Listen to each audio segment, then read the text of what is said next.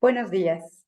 Doy la más cordial bienvenida a todas las personas que se encuentran conectadas a la 37ª sesión del Diplomado en Derechos Humanos, Aproximaciones para su Defensa, edición 2024, organizado por la Unidad General de Conocimiento Científico y Derechos Humanos, en coordinación con la Dirección General de Casas de la Cultura Jurídica. Mi nombre es Estrella del Rocío López Maciel, directora de la Casa de la Cultura Jurídica en Morelia, y les acompañaré en la moderación de esta transmisión. Como ponente, nos acompaña el maestro José Ricardo Robles Amarripa, quien expondrá el tema La defensa de los derechos humanos que involucran a pueblos y comunidades indígenas.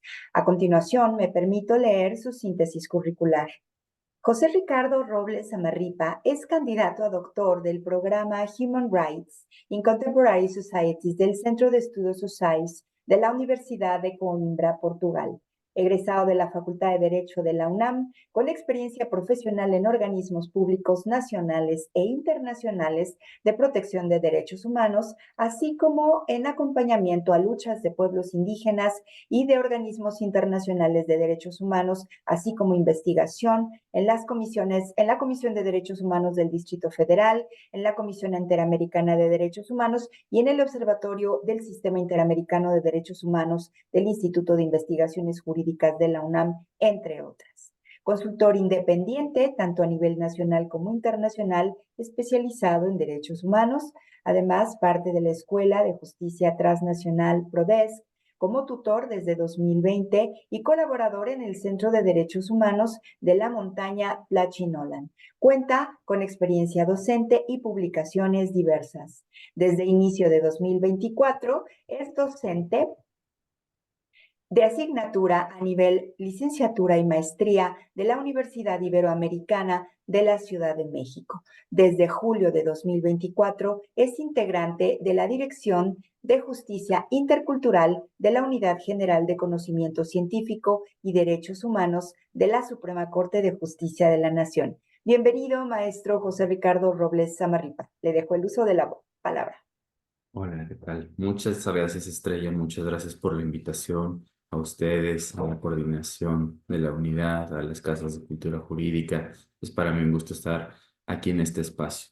He tenido el gusto de estar en otras ocasiones. Para mí es una muy buena noticia que esta iniciativa continúe y que sigamos intentando tener cada vez mayores herramientas y nociones para intentar hacer un mundo menos injusto. Y eso a través de distintos tipos de movimientos, a través de distintos tipos de formaciones. Y en concreto, el día de hoy yo les voy a hablar de la defensa de los derechos de los pueblos y comunidades originarias o indígenas. Entonces, primero voy a permitirme compartir la pantalla para que puedan ver la presentación en PowerPoint y posteriormente daremos ya comienzo al flujo de esta sesión. Primero decirles que yo, si bien como ya nos decía Estrella, desde julio de este año formo parte con mucho gusto de la Dirección de Justicia Intercultural de la Unidad General de Conocimiento Científico y Derechos Humanos de la Suprema Corte, al mismo tiempo también he tenido un desarrollo y caminar que ha estado de parte de las reflexiones. Entonces, siempre no está de más hacer esta precisión que mi posicionamiento y perspectiva no necesariamente significa un posicionamiento que coincida totalmente con aquel que tiene la Suprema Corte sobre distintos temas, ni sobre todo sobre criterios jurisdiccionales, salvo en los casos en los cuales ya hayan estado establecidos y podamos entrar a ellos, que eso sucederá más bien en la segunda sesión que compartiremos, ¿no? Cuando nos concentraremos más en específico en experiencias concretas en las cuales ha habido pronunciamientos sobre los derechos de los pueblos y comunidades indígenas. Podría empezar desde acá, desde el título de esta presentación, diciéndoles lo siguiente.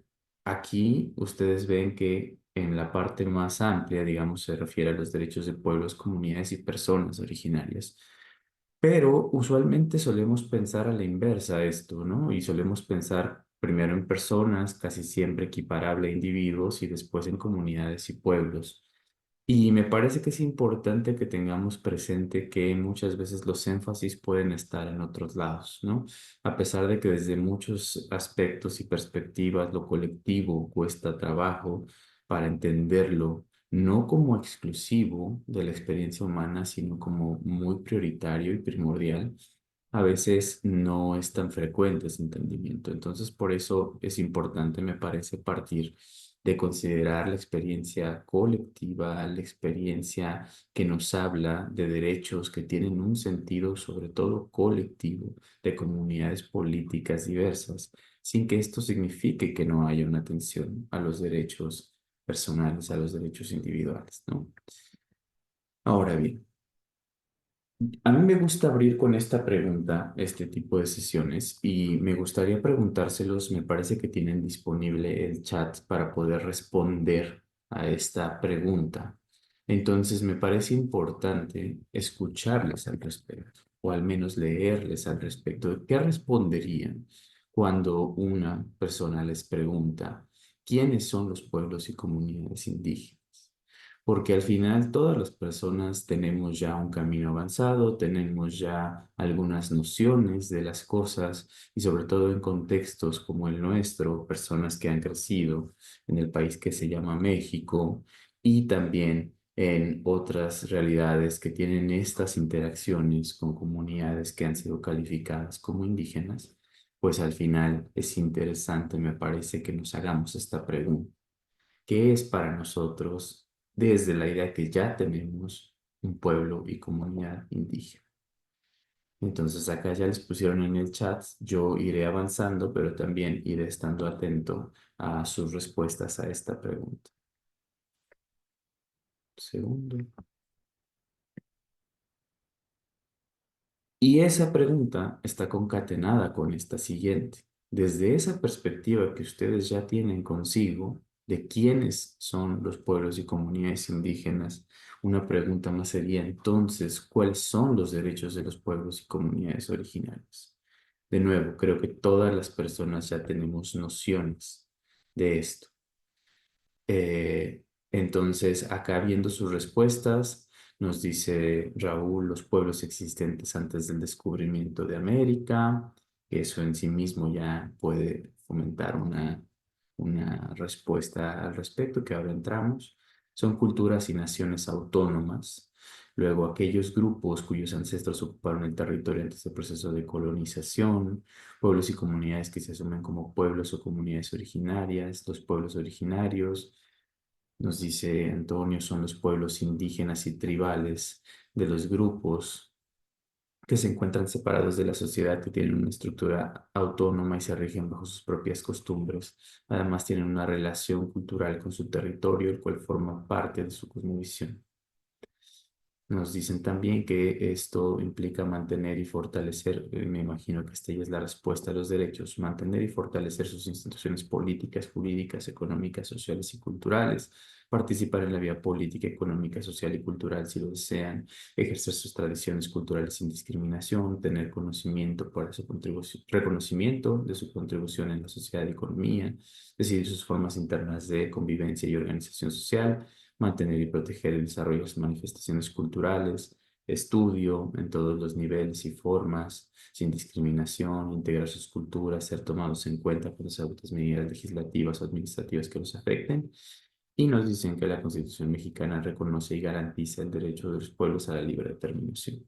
Exactamente este último me parece muy valioso. Muchas gracias por las respuestas que están dando hasta ahora. Una respuesta, por ejemplo, sobre quiénes son, nos mencionas ya son quienes se autodefinen así.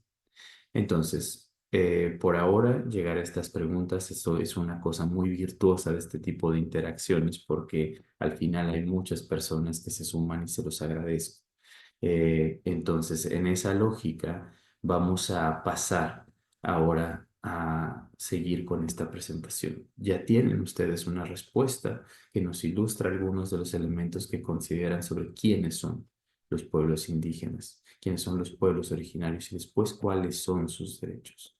Entonces, dicho eso, Me parece que es importante que con base en esas dos preguntas tengamos presentes algunos datos, que estos son datos que estaban actualizados hasta el 2020 conforme al Instituto Nacional de Geografía y Estadística, ¿no? El INEGI. Y aquí lo que se nos dice es, además se hacen a propósito usualmente de los días que se consideran los días internacionales de los pueblos y comunidades indígenas, así como de otras comunidades, pueblos, personas. Y se nos dice, en México existen 23.2 millones de personas de 3 años y más que se autoidentifican como indígenas, lo que equivale a 19.4% de la población total de ese rango de edad. Es decir, no estamos hablando de pocas personas. No sé si tengan ustedes la noción, pero países como Portugal tiene aproximadamente 10 millones de personas. Esto quiere decir que las personas que se autoidentifican como indígenas en nuestro país son prácticamente el doble de la población de este país que les acabo de mencionar, Portugal. La población total en hogares indígenas, ese es otro criterio, en 2020 fue de 11.800.247 personas, lo que equivale a un 9.4% de la población total del país. Es decir, aquí hay otro criterio, los hogares que son considerados como indígenas. Luego, el tamaño promedio de los hogares indígenas fue de 4.1 personas. Y por último, que el Censo de la Población y Vivienda de 2020 identificó que en México había 7.364.645 personas de 3 años y más hablantes de lengua indígena, lo que representó el 6.1% de la población total del país en ese rango de edad. Esto me parece que es para que al menos tengamos una noción y base común de el nivel de población que estamos refiriendo cuando nos referimos a personas de pueblos y comunidades indígenas. Es una noción y es una noción que debemos tomar de esta interpretación y recabación de datos y sistematización que se hace desde el INEGI. Esto me parece importante que siempre se tenga en cuenta. No necesariamente quiere decir que estemos de acuerdo con los criterios que se utilizan para poder generar estas estadísticas, porque en algunos está asociado a cuántas personas hablan un idioma que es considerado originario, o como aquí vemos el criterio de los hogares que son considerados indígenas, que también están asociados en alguna medida a el habla de una lengua originaria o de un idioma originario. Y al mismo tiempo está el factor de la autoadscripción y la autoidentificación. Y como ustedes notarán, es el porcentaje más alto en este espacio. Esto solo para decirles, tengamos noción que los datos tienen una forma en la cual son estructurados y una forma en la cual se organiza la información para que arroje estos resultados. Pero entonces también es importante que tengamos presentes los criterios que nos llevan a este lugar, que nos permiten dar estas cifras. Ahora, antes de continuar yo, nada más dejen hago una pequeña revisión más de las respuestas que están dando. Y me gustaría también adelantarme porque veo que ahora ustedes hacen una referencia, por ejemplo, a las poblaciones a los pueblos afromexicanos, pueblos y comunidades afromexicanas. Por fortuna, un compañero precisamente también del área hará una exposición precisamente sobre los derechos de los pueblos y comunidades afromexicanas. Entonces, me parece que es muy relevante que haya un abordaje que no deje fuera ni en una consideración superficial a los pueblos y comunidades afromexicanas. También decirles que por fortuna contarán con la posibilidad de escuchar a una persona que hablará directamente de eso. Entonces me parece que es importante que lo tengamos presente para aquellos comentarios que están pensando en aquellas situaciones que tienen que ver con la población afromexicana. Entonces, nos preguntan, entre otras cosas, qué diferencia hay entre comunidades indígenas y pueblos originarios. Y yo les diría que al menos las nociones que vienen desde varios pueblos movilizados es un poco disputar y cuestionar los términos que se han usado sobre sí mismos. Las palabras, todas las palabras tienen una carga. Y las palabras al tener una carga significan muchas veces calificaciones que han sido despectivas, que han sido degradantes. Entonces, hay ciertos pueblos y comunidades y personas originarias que de hecho empiezan y cuestionan el término indígena. En términos de referencia hacia lo que indica en sí mismo y lo que está reconocido en distintas disposiciones, tanto a nivel nacional como internacional, se utiliza sin mucho cuestionamiento el término indígena, porque en principio, ¿qué quiere decir indígena? Quiere decir originario de un lugar. Entonces, por eso, de cierta forma, son sinonímicos, son equivalentes. Pero les invitaría yo a considerar que a veces los términos se adoptan, se abrazan o se cuestionan en función de un posicionamiento frente a lo que esa palabra significa. No sé si han pasado casos en que los derechos previstos en la Constitución contravienen los derechos de las comunidades indígenas. Podremos tener varios ejemplos de esto, sobre todo en la siguiente clase. Y vamos a tener ahí precisamente un abordaje de lo que ya se ha desarrollado a nivel constitucional, tanto a nivel de las normas jurídicas que están escritas, como lo que se ha interpretado sobre eso.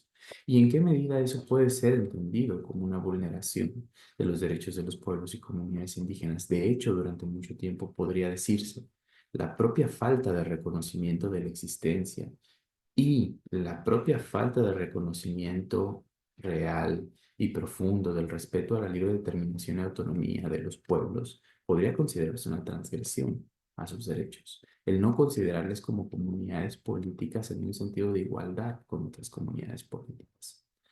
Pero bueno, vamos a continuar un poco.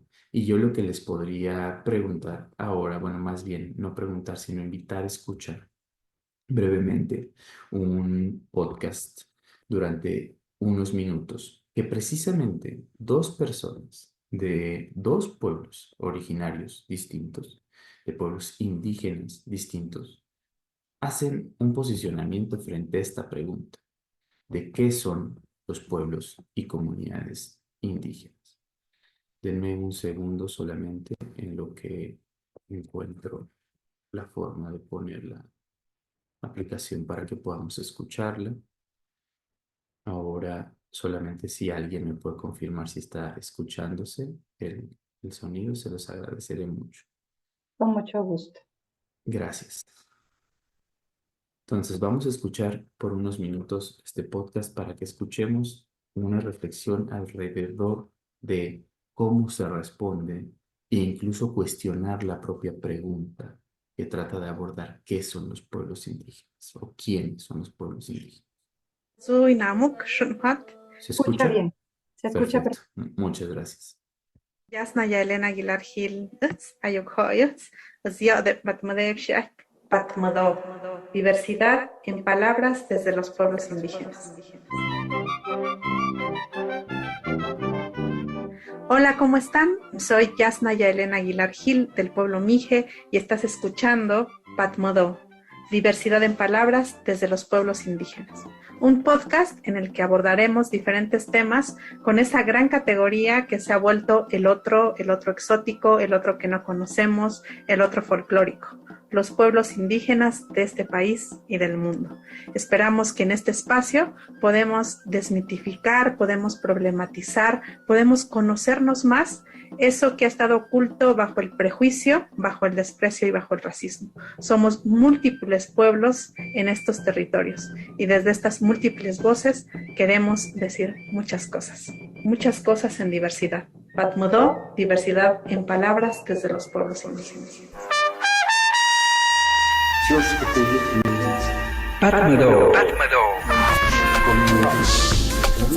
Patmado, Yawayu, cosmogonía desde las otras lenguas y naciones. Patmodó. Diversidad en palabras desde los pueblos indígenas.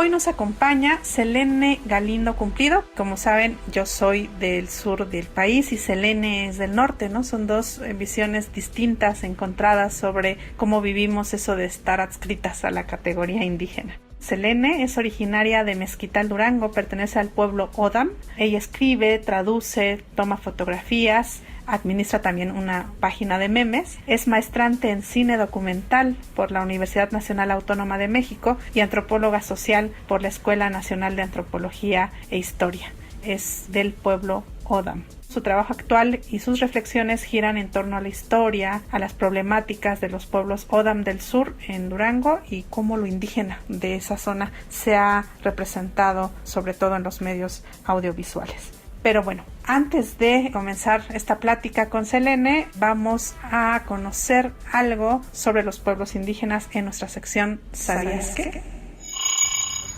¿Sabías que hay aproximadamente 476 millones de personas que pertenecen a los pueblos indígenas en más de 90 países del mundo?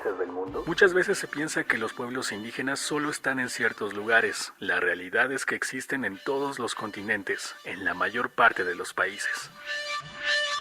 Nuestra invitada el día de hoy, Selene Galindo, muchas gracias por estar aquí. Muchas gracias, Jazz. Estoy muy emocionada, muy nerviosa también porque creo que muchos de los temas que se van a hablar aquí a lo largo de los distintos programas que tienen pensados pues son relevantes para todas las personas, no solamente para los pueblos indígenas, pero sí para todos aquellos que estamos ocupados y creo que preocupados por pensar en futuros distintos en donde realmente todas estas cosas que hemos estado hablando en muchísimos lugares y que nuestros abuelos, nuestros papás han estado reflexionando a lo largo de las décadas y de los siglos, pues creo que por fin están siendo tomados en cuenta en una forma más allá de solamente describir cómo son los pueblos o pensar cómo piensa un pueblo, sino como realmente articularlo a la condición actual del mundo en el que estamos habitando. Y bueno, yo quisiera empezar por algo básico, ¿no? Yo soy de Oaxaca, de la Sierra Norte, digamos de eso que los historiadores han llamado Mesoamérica, con todos los peros que se pueda poner eso, pero tú eres del norte, de Durango. La primera vez que yo estuve en el norte, en territorios de pueblos indígenas, para mí me deconstruyó totalmente la idea de lo que era ser indígena. De por sí, no tenía una relación muy cercana con la palabra indígena, ¿no? Yo me enteré que era indígena ya cuando estaba más en la ciudad, o sea, como que mi primera identidad era ser mije, la mayor parte del tiempo hablábamos en mije, como que el gran otro eran los zapotecos o la gente del valle, ¿no? Que estaba ahí. Entonces fue difícil y he tenido una relación difícil con esa categoría que además pues está en español, ¿no? En nuestras lenguas se construye eso de otra manera. Veía que en los pueblos del norte a quienes llamamos luego mestizos o mestizas les llaman mexicanos también, lo cual es bien interesante, ¿no? ¿Qué es para ti ser indígena y qué significa ahora? ¿Tiene contenido? ¿Cómo es tu relación con la palabra indígena? Me da comezón la palabra. Como que en mi familia siempre hubo mucha circulación entre la ciudad y la sierra, porque pues mis papás eran maestros y obviamente que dentro de todo esto, pues en toda la parte de la educación, lo indígena ha figurado de manera muy importante por mucho tiempo, ¿no? Siempre que alguien usaba la palabra indígena, sí lo relacionaba como con alguien de fuera y un poco como que no sabía realmente acerca ni de los O'odham ni de muchas otras cosas y que eran más bien como en medios, por ejemplo, ¿no? Como siempre que hay noticias y todo, es como los indígenas del Mezquital o de Pueblo Nuevo, que son los municipios con mayor población de pueblos indígenas en Durango, pero como que también sabía que incluía los otros pueblos que estaban alrededor de nosotros. Siempre lo pensé en esa relación, pero también como una camisa de fuerza, digamos, ¿no? Como el ser indígena implica que hables una lengua o que vivas en tal territorio o que practiques tal o cual cosa. Algo definido y estático, nunca me he sentido cómoda con eso y de hecho, pues justo como mi tesis de licenciatura es eso, tratar de romper esas definiciones estatales que se supone que nos ponen en un mismo lugar, a mí, a los Tohono O'odham de Sonora, a los yaquis, a los mijes, a los mixtecos y demás. Creo que hasta este momento un poco lo encuentro más que como una categoría, quizás ya como un espacio de encuentro con justo personas de estos otros pueblos que también están como cuestionándose eso. Me gusta verlo de esa manera, pero llegar a eso implicó como una deconstrucción de la misma palabra porque como que quedaba esa categoría para los del sur, ¿no? Aquellos pueblos con los que no tenía una relación tan directa. Ha sido un proceso muy largo que sigue y que creo que a fin de cuentas es un poco hacia donde tiene que ir esta forma en cómo pensemos lo indígena, no como algo que homogeniza a pueblos de 90 países, sino como ese espacio en donde quizás estos pueblos de los 90 países podamos dialogar y pensar más más allá, pero sí pienso que tendríamos que ir hacia un momento en donde ya podamos pasar a desechar la categoría de indígena y sí pensar como tal cual en pueblos mijes, en pueblos O'odham, en pueblos Nayeri, y todos pensarlos en cómo nos definimos como cada uno de nosotros. Claro, yo siempre que pregunto, para ti que es una persona indígena, se genera una serie de indicadores racializantes. La categoría indígena se trata como raza indígena, ¿no? Sabemos que pues las razas como categorías biológicas no existen, pero hay toda una serie de prejuicios, tanto culturales como cómo se debe lucir, qué es lo que se debe hacer. A veces se define indígena como una categoría ya basada en el aspecto físico, que es racializante, y por otra también culturalizante, ¿no? Como si existiera una sola cultura indígena, una sola cosmovisión indígena, una sola música indígena, y que no hubiera una gran diversidad, como decías, ¿no? En múltiples países, en diferentes continentes. Entonces, ¿qué me une a mí con Selene en una geografía muy distinta a la mía, con una lengua que absolutamente nada tiene que ver? ¿Qué nos une a ti y a mí, Selene, con las mujeres Sami, que son indígenas en Noruega, y en Finlandia, y en Rusia, y en Suecia? O con mujeres Ainu en Japón, o con mujeres Yoruba en África, que también son catalogadas como indígenas. Mi nombre es Jonathan García Nolasco, no conozco los Mije y O'odham. Dicen así que es Mazahuas, en la región donde yo vengo. Sí lo soy, pero ya no practico lo que es la lengua. Mi nombre es Beatriz Carla Sánchez Gutiérrez. Solamente sé de los Mijes que están en Oaxaca y de los O'odham sé que están en Sonora. Otro grupo de indígenas que conozco son los zapotecas, que también son de Oaxaca. Soy Sebastián Sánchez. Es la primera vez que escucho hablar de estos grupos indígenas, Mixe y O'odham. Conozco lo que son los mayas y los aztecas, los otomí. Soy Claudia Sánchez. No conozco a estos grupos indígenas que son el Mixe y O'odham. Los grupos que conozco pues son por las clases que nos dieron en la escuela, como fueron los aztecas, los nahuas, los mayas. Hola, soy Inedina Nolasco Farfán y no conozco a los indígenas Mije y O'odham. Yo los que conozco son los Mazahuas, donde yo radico, que es en Jiquipilco, y Temoaya. Todas nuestras regiones de ahí es de puro Mazahua y Otomí. La lengua se ha ido perdiendo. Las personas que pues eran de raíces Mazahua pues están en peligro de extinción.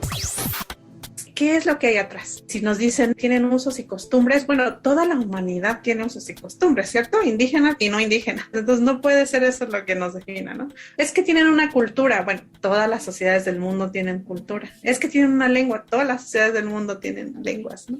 ¿Cómo ves tú en realidad lo que hay detrás o lo que está sosteniendo esta categoría indígena? Creo que tiene que ver mucho con el posicionamiento político de estos pueblos en cuanto al nacimiento de los estados-nación, con todas estas también tendencias de la evolución y de que todos vamos a llegar a ser una cosa. Se piensa que los pueblos indígenas son todos aquellos, digamos, pueblos que necesitan algún cambio o ciertas restricciones o cierta dirección de hacia dónde se deben de dirigir para entonces sí formar parte de estos estados-nación que tienen un himno, que tienen una lengua, que tienen una forma de vida. Básicamente nos recuerdan que en realidad somos diversidad y que todas las sociedades son diversidad y que terminan tratando de ser alienados de una u otra manera, incluyendo genocidios, incluyendo todo lo que ya conocemos, ¿no? Y por eso pensaba hace rato como para mí un poco ahora pensar lo indígena es como ese espacio de encuentro entre las diversas personas, que esa categoría nos ha permeado y llegamos a hacer eso en un contexto específico, ¿no? Pero que nuestros abuelos quizás lo fueron de otra manera o incluso no lo fueron. La forma en que ahora más retomo esta categoría es justo como esos espacios donde esas personas que somos pensados como indígenas compartimos cierto tipo de preocupaciones, pues hay muchos procesos que justamente al tratar de integrarnos a la nación sufrimos violencias similares por parte del Estado. Un poco las reflexiones que tenemos ahora pues han sido como en respuesta a eso, pero también creo que poder nombrarnos tú, Mije, yo, O'odham, implica como ciertos entendimientos que creo que ellos no tienen que pasar por la explicación. Siento que muchas veces cuando somos partes de estos pueblos llamados indígenas, cuando hablamos con alguien que no lo es, como que siempre pasa por una explicación de quién eres, de dónde eres, porque aún en el 2022 mucha gente no sabe dónde viven los Odam o siquiera que existen los Odam. Cuando hablo contigo o cuando hablo con otros amigos zapotecos, mixtecos o de otros pueblos, entendemos que somos diferentes y todo, pero siento que hay como un lenguaje compartido, por llamarlo de alguna manera, que muchas veces con los que no son indígenas no está del todo presente. Por eso pienso que, aunque es una categoría política estatal, hay un momento en donde ya no necesariamente tiene que responder a eso. La labor de todas estas discusiones es ir como rompiendo esa categoría que más que definir o encerrar tendría que ser como abierta. Como tú dices, ¿no? O sea, llevamos por lo menos desde que se fundó México como país, como 200 años y bueno, 500 años desde la llegada de los colonizadores y la gente sigue sin saber dónde queda el pueblo Odam. Confunden Mije con Mixteco. La pregunta es ¿por qué hay una ignorancia muy fuerte? Y también eso que yo le he llamado el efecto Tizoc. Cuando vemos la película Tizoc, es una mezcolanza de muchas cosas de muchos pueblos. Entonces se mezcla y se crea la categoría indio o indígena, se crea un estereotipo. Y contra ese estereotipo estamos como todo el tiempo luchando. Y lo que dices, yo creo que lo que une a los pueblos indígenas en el mundo es el hecho de que quedamos encapsulados dentro de los países y los pueblos que teníamos nuestro territorio, nuestra historia, nuestra lengua, una conciencia de pertenencia, quedamos adentro y desde entonces nos llamaron pueblos indígenas. Por eso es que aunque los pueblos... Listo. Muchas gracias. Sé que fueron algunos minutos, pero me parece que cada una de las partes de este podcast, que de hecho les invito a revisar y a conocer con más detalle posteriormente, creo que puede ser una gran herramienta para seguirse cuestionando ciertas cosas. De nuevo, aquí que tenemos a dos personas, a dos mujeres de pueblos que son nombrados como indígenas, que están respondiendo a la misma pregunta de qué cosa es ser indígena y quiénes son indígenas. Y yo les quiero resaltar algunos de los elementos que nos dicen en el video. Primero, cómo desde cierta perspectiva usualmente se invisibiliza y no se valora la inmensa diversidad y heterogeneidad que existe dentro de los pueblos y comunidades indígenas. Es decir, a pesar de que usualmente lo tratemos como una categoría bastante homogénea y bastante pacífica, en realidad no es así. Hay mucha diversidad, hay mucha heterogeneidad. Esa es, por decir, una de las cosas que habría que resaltar. La otra es, estamos hablando de realidades que incluso tienen muchos kilómetros de distancia, muchas historias distintas que son de pueblos diferentes. Una cosa es el pueblo del cual habla, desde el cual habla y se ha construido Yasnaya, que es el pueblo Mije, y otro es el pueblo Odan. Y en particular uno está en el estado que desde la mayoría de la población en México llama Oaxaca y otro en el que la mayoría de la población llama Durango. Pero entonces eso es lo primero. Hay muchísima diversidad y heterogeneidad que usualmente no reconocemos. Por eso sería fundamental que al abordar siempre los derechos de los pueblos y comunidades indígenas tengamos eso en mente. Y la otra es también cuando se refiere a que ese término, esa categoría, lejos de ser algo que es destacable y deseable, es muchas veces una camisa de fuerza. Una camisa de fuerza porque esto es algo que se ha desarrollado desde distintos enfoques, como una referencia al acto político que significa nombrar algo o a alguien, clasificar a las personas. Es decir, cuando se dice político acá no quiere decir partidista, sino es un ejercicio que está inmerso en relaciones de poder, en el que ciertas personas, ciertas comunidades son nombradas por otras. Y entonces en ese caso, por eso muchas veces es sentido como una camisa de fuerza, no como algo que sea positivo y que explique la experiencia propia de vida. De hecho, no sé si prestaron atención en esa parte, pero una de las cosas que resaltaba Yasnaya era decir, yo me enteré que era indígena hasta bastante después, porque en realidad yo en mis interacciones primero era mije y en otros espacios ella también ha señalado, bueno, oye, antes que mije era de una parte específica de donde habita el pueblo mije y era de una parte específica y así puede seguir ese proceso. Ahora, esta parte negativa de la categoría que es como una camisa de fuerza, también, como se señala, ha sido utilizada a veces como un punto de encuentro, como un punto de encuentro entre los propios pueblos y comunidades que son calificados así. Y la otra es que ustedes tengan presente que esa amplia diversidad, inmersa en una serie de calificaciones que vienen muchas veces desde lo externo, también existe en muchos otros espacios del mundo.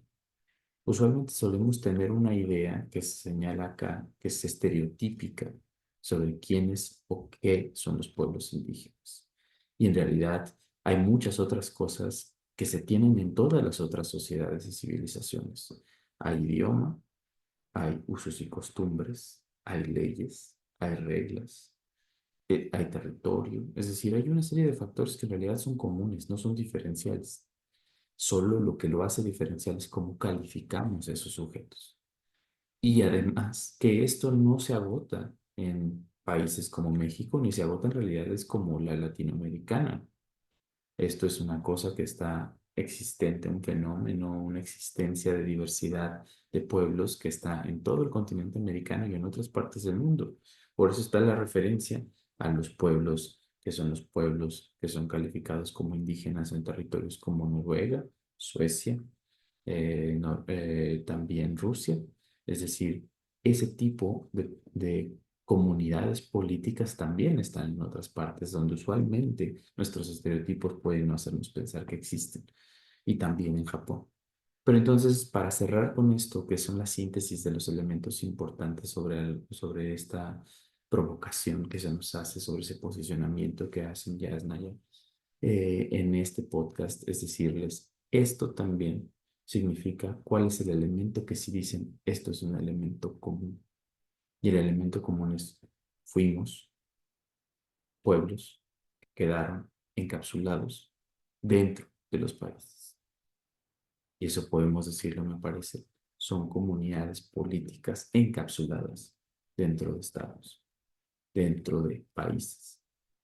Esto es importante que lo tengamos presente y todos estos elementos que estamos abordando ahora, que los tengamos con nosotras para que esto después vaya generando un impacto en las aplicaciones concretas que iremos viendo, sobre todo en la próxima clase, pero que podamos ir haciendo en esta sesión también.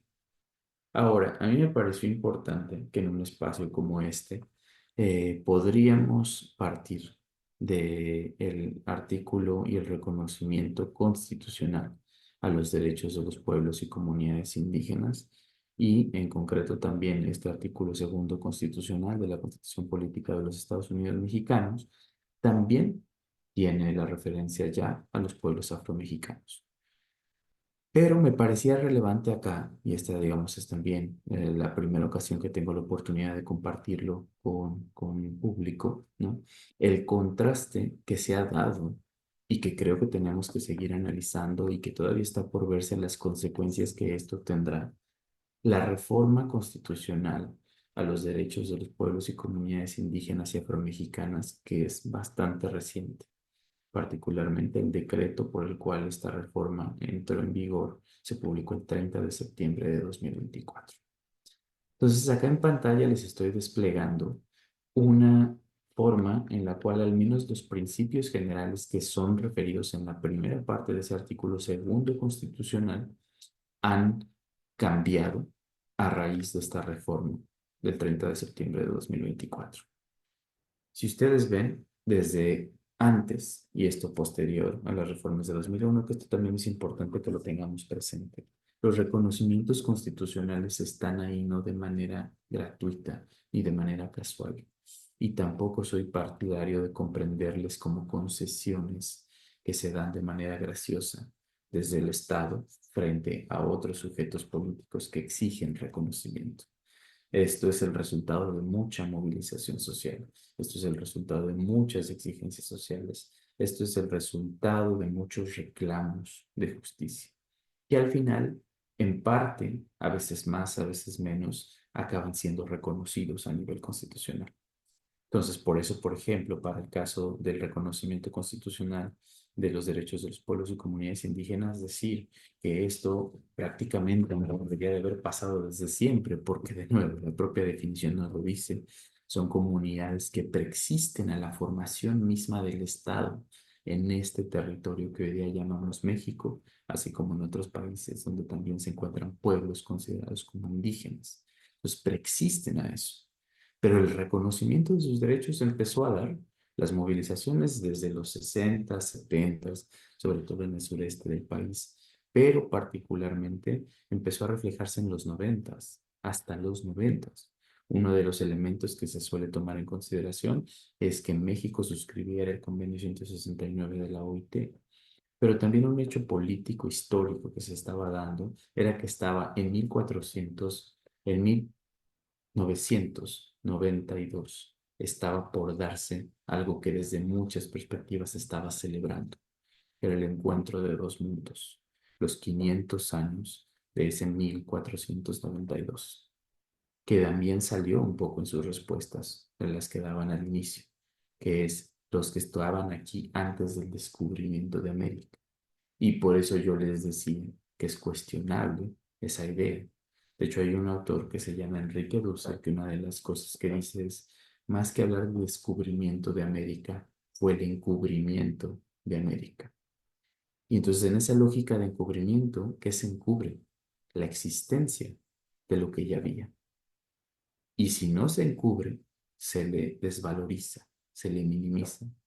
Pero entonces, ese gran proceso sociohistórico que se estaba dando para los años 90, cuando se iba a cumplir esta, para muchas personas considerada celebración de ese, entre muchas comillas, encuentro de dos mundos, fue cuestionado.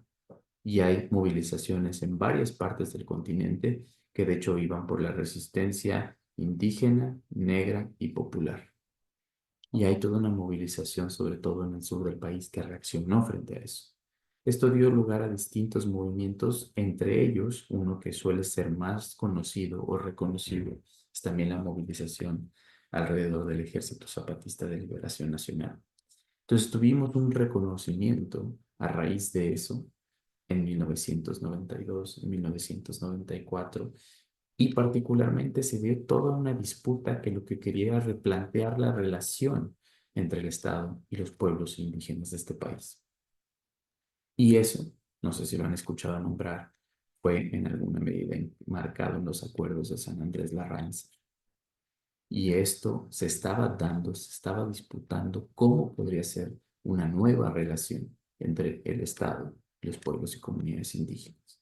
Esto al final se acaba traduciendo en una reforma constitucional del 2001, que desde muchas perspectivas de los pueblos y comunidades indígenas significó, si bien un reconocimiento explícito de su existencia, también significó una traición a lo que se había logrado avanzar en el marco de los propios acuerdos de San Andrés.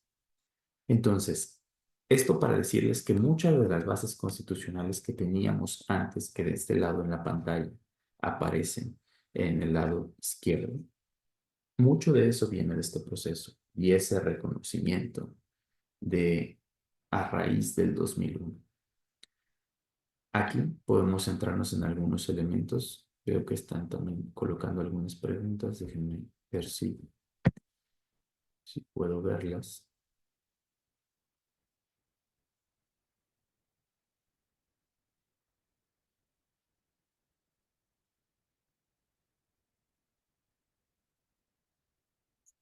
Entonces, ahora acá nos dicen, entonces la categoría política estatal de indígena debemos superarla, ¿no? Puede ser una de las perspectivas que puede lograrse. Por eso les digo, hay una referencia que los propios pueblos se autodenominan como originarios, pero también se autodenominan como indígenas con la conciencia de todos los problemas que tiene esa categorización. Hay una respuesta que nos vuelve a señalar que son comunidades que se rigen por usos y costumbres. Como ya se señalaba en la respuesta de lo que veíamos y escuchábamos en el podcast, pues al final esto es cuestionable, porque en todos los espacios hay usos y costumbres. Así como en todos los espacios hay leyes, hay regulaciones, hay autoridades. Entonces, vamos ahora de nuevo prestar un poco de atención en este contraste. Les digo, ustedes del lado izquierdo tienen el artículo segundo, que estaba hasta antes de la reforma del 30 de septiembre de 2024, y del lado derecho, el que vino después de esta reforma. Entonces, si ustedes ven, ya hay una referencia a la nación mexicana. La nación mexicana es única e indivisible. Eso es un factor que se mantiene en ambas versiones del artículo. Ahora, lo que se agrega a raíz de la reforma en septiembre de 2024 es basada en la grandeza de sus pueblos y culturas. Podríamos señalar que es un reconocimiento a nivel simbólico, pero un reconocimiento que se hace a reconocer a estos pueblos en una calidad de grandeza. Ahora, se dice, la nación tiene una composición pluricultural, es decir, la Constitución de México reconoce que hay pluralidad, pero esta pluralidad se califica como cultural. Hay muchas culturas. Entonces hay una composición pluricultural de una única nación. Eso se mantuvo en el texto posterior a la reforma, pero se le agrega multiétnica.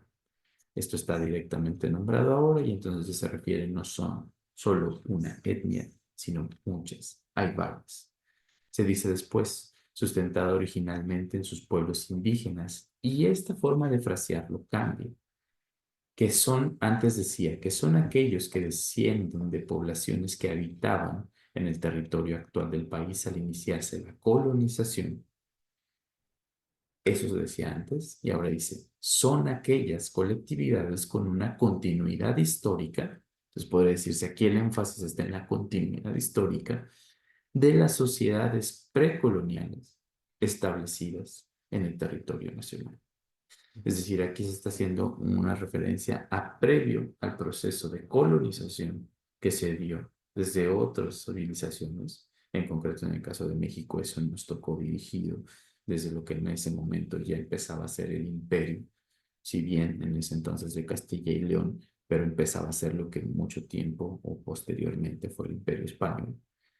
Eso, aquí existían colectividades, ahora se les refiere así, que es cuestionable en sí mismo, porque de cierta forma estas colectividades, se ha dicho, quitan fuerza al posicionamiento que se tienen de los pueblos como pueblos y las consecuencias que se puede tener. Pero se refiere con énfasis a la continuidad histórica y se habla de sociedades precoloniales. Entonces hay un reconocimiento de que eran sociedades precoloniales, existían antes de. Uno podría cuestionar aquí que no solamente es antes de la colonia, porque la colonia puede dar lugar a confusión. ¿Qué cosa fue la colonia? ¿El establecimiento del régimen colonial o el inicio de este proceso de invasión de una fuerza externa? Pero el tema es una continuidad histórica de las sociedades precoloniales establecidas en territorio nacional, de nuevo, nacional. Recuerden esto, casi siempre nuestro entendimiento y reconocimiento constitucional parte de la existencia de una única nación y que conservan sus propias instituciones sociales, económicas, culturales, políticas o parte de ellas. Es decir, esto es una forma, y eso ya estaba también en la reforma, en la versión previa del artículo, esta es una forma de recordarnos que no podemos llegar a decir, tú para ser considerado indígena tienes que cumplir absolutamente con todos los elementos de lo que se supone que nosotros decimos, o tú mismo dices, que son tus instituciones, porque sería una exigencia de que siempre haya una conservación total de esto. Y eso les negaría la posibilidad de dinamismo y les negaría la posibilidad de reinvención. Entonces, se mantienen ciertas instituciones o parte de ellas. Ahora se hace referencia ya desde la versión previa del artículo segundo a la conciencia de su identidad indígena, que debe ser un criterio fundamental para determinar a quiénes se aplican las disposiciones sobre pueblos y comunidades, sobre pueblos indígenas. Esto quedó prácticamente igual en la nueva versión de la Constitución. La conciencia de su identidad indígena deberá ser criterio fundamental para determinar a quiénes se aplican las disposiciones sobre pueblos indígenas. Es decir, como ya decían en algunas de las preguntas ustedes y respuestas, en efecto, la conciencia propia de la identidad es uno de los criterios determinantes. Eso ha sido desarrollado en distintos espacios alrededor de una categoría que se nombra como autoadscripción o autoidentificación. Por eso es la conciencia de su identidad indígena, ese criterio fundamental. No tienes que estar pensando en si tienes que cumplir una serie de checklists de todos los demás elementos de aquello que se dice, que tenga un idioma que no sea el idioma de la mayoría de la población en un territorio, que tenga usos y costumbres diversos, que tenga indumentaria determinada. Es la autoconciencia. Ahora se dice, son comunidades integrantes de un pueblo indígena, es decir, quien integra un pueblo indígena, y esto es una referencia, el pueblo, piénsenlo como lo más grande, y la comunidad como las partes más pequeñas dentro de ese pueblo. Entonces, ahí, en esa lógica de son comunidades integrantes de un pueblo indígena, antes decía aquellas que formen una unidad social. Hoy dice aquellas que forman una unidad social, económica y cultural asentadas en su territorio y que reconocen autoridades propias de acuerdo con sus sistemas normativos. Entonces, esto es un cambio que contrasta con lo que estaba previsto antes de la reforma constitucional, porque aquí, si ustedes lo ven, para empezar se decía que formen una unidad nacional. Parecería que antes la versión del artículo permitía que todavía pudiera llegar a existir una nueva comunidad indígena, porque son aquellas que formen una unidad social, económica y cultural. Hoy día se dice aquellas que formen, es algo que ya está. Y por otra parte, y una cosa que ya incluso nos debería de empezar a hacer, replantearnos nuestras referencias de lo que aprendimos en muchos espacios, sobre todo de formación jurídica, que nos hable de usos y costumbres. A nivel constitucional incluso ya no se refiere a usos y costumbres, se refiere a sistemas normativos, que por supuesto incluyen la costumbre, como también se incluye en los sistemas de normatividad jurídica estatal, pero también implica otro tipo de reglas, y eso ya está reconocido a nivel constitucional a partir del 30 de septiembre. Entonces, ahora, dice, son comunidades, el derecho de los pueblos indígenas a la libre determinación se generará en un marco constitucional de autonomía que asegure la unidad nacional. Esto es un elemento que se mantuvo y es un elemento que nos sigue refiriendo a, se reconoce la libre determinación, pero también se tiene que asegurar la unidad nacional. De nuevo, recuerden, una nación, la nación y los pueblos diversos. Ahora, entonces, se dice, para el reconocimiento de los pueblos y comunidades indígenas, esto es un cambio en la redacción, para el reconocimiento de los pueblos y comunidades indígenas se deben tomar en cuenta, además de los principios generales establecidos en los párrafos anteriores, pues entendamos esta parte como la referencia a principios generales. Además de eso, se tienen que tomar en cuenta de este artículo criterios etnolingüísticos, de asentamiento físico y de autoadscripción. Entonces ya hay un reconocimiento explícito a la autoadscripción de manera literal que antes no existía. Y ahora, antes lo que decía acá era, el reconocimiento de los pueblos y comunidades se hará en las constituciones y leyes de las entidades federativas. Es decir, aquí la versión pasada hacía la remisión a la legislación de las entidades federativas y sus constituciones, así como otras disposiciones locales. Acá ese elemento se quita de esta parte del nuevo artículo 2 constitucional. Y además se agrega el criterio de autoadscripción como un criterio esencial, además de los principios generales establecidos previamente. Uno podría decir que quizás suene reiterativo, pero era necesario hacer esta mención explícita para reforzar que es la conciencia de identidad indígena como criterio fundamental y la autoadscripción. Y ahora, como ustedes ya podrán notar, se agrega totalmente estas dos nuevas líneas, al menos en esta versión que les presento en pantalla. Se reconoce a los pueblos y comunidades indígenas como sujetos de derecho público con personalidad jurídica y patrimonio propio. Esto es parte, y es, diría, un reconocimiento después de mucha exigencia alrededor de esto.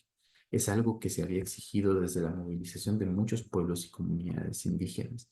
No ser considerados como entidades de interés público, que durante un tiempo fue así, sino más bien consideradas como sujetos de derecho público. Acá me parece que hay una pregunta que dice, ¿las comunidades indígenas sean sujetos de derecho público con personalidad jurídica y patrimonio propio les equipara, por ejemplo, una universidad pública y tienen derecho a presupuesto? ¿Qué es lo que está pasando acá? Les digo que esto es el 30 de septiembre de 2024. O sea, no llevamos apenas un poco más de 15 días. Lo que está faltando es ver cómo se va a desdoblar este reconocimiento constitucional general. Y se hacen referencias en toda esta nueva versión del artículo 2 constitucional a la importancia de que existan leyes reglamentarias de este artículo. Entonces, ¿qué se tiene que disputar todavía? ¿Qué significará este reconocimiento de los pueblos y comunidades indígenas como sujetos de derecho público? Todavía está por verse qué se permite al momento que se desdoble este reconocimiento de sujetos de derecho público con personalidad jurídica y patrimonio propio. Pero al menos esto significaría que sí son equiparables a otro tipo de colectividades que tienen esa calificación dentro de nuestro país. Por ejemplo, hay otra forma, por distintas razones y desde otras perspectivas, que partidos políticos son concebidos como sujetos de derecho público. Entonces eso sí implica muchas veces y debería de implicar la posibilidad de tener una regulación autónoma que permita un uso mucho más igualitario de los pueblos como comunidades políticas dentro de la vida del país.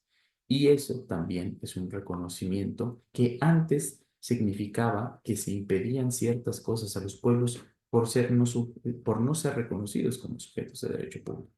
Hoy día lo son. Entonces, ahora ya no se puede decir que no se les pueden dar o conceder o reconocer ciertas cosas porque no tienen esa calificación.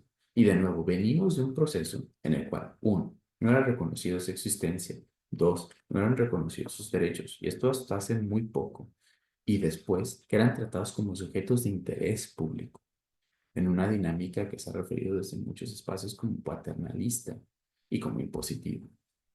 Entonces, ahora veo un poco más de sus respuestas. El artículo 2 dice, la nación mexicana única e indivisible se entendería que somos todos. Luego entonces, al interior de la frase basada en la ganancia de los pueblos y culturas, ¿no sería excluida la discriminación de comunidades indígenas? Cuando el artículo primero dice que no hay que discriminar.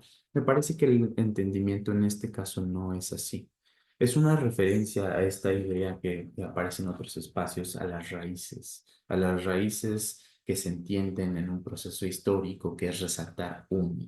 Y que es decir, México existe gracias a que existen esos, ya que existieron esas civilizaciones, esos pueblos y culturas. Y sin ellos no sería posible que existiese el México que tenemos. Esto también es cuestionable desde distintas perspectivas, pero no necesariamente por esta cuestión de la discriminación.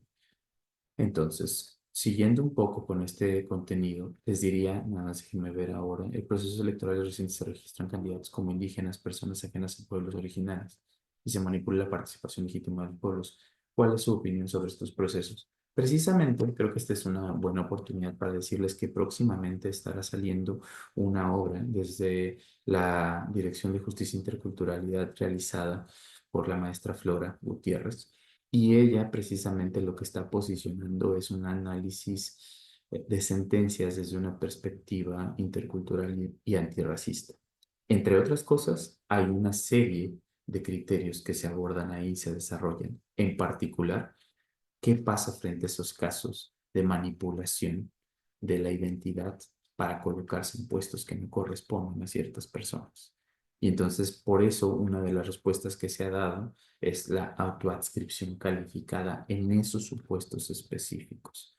Pero eso, de nuevo, les invito a que estén pendientes y nosotros difundiremos con mucho gusto desde la unidad cuando esta obra esté ya publicada, porque ahí se detallan con más determinación qué significa la autoadscripción calificada.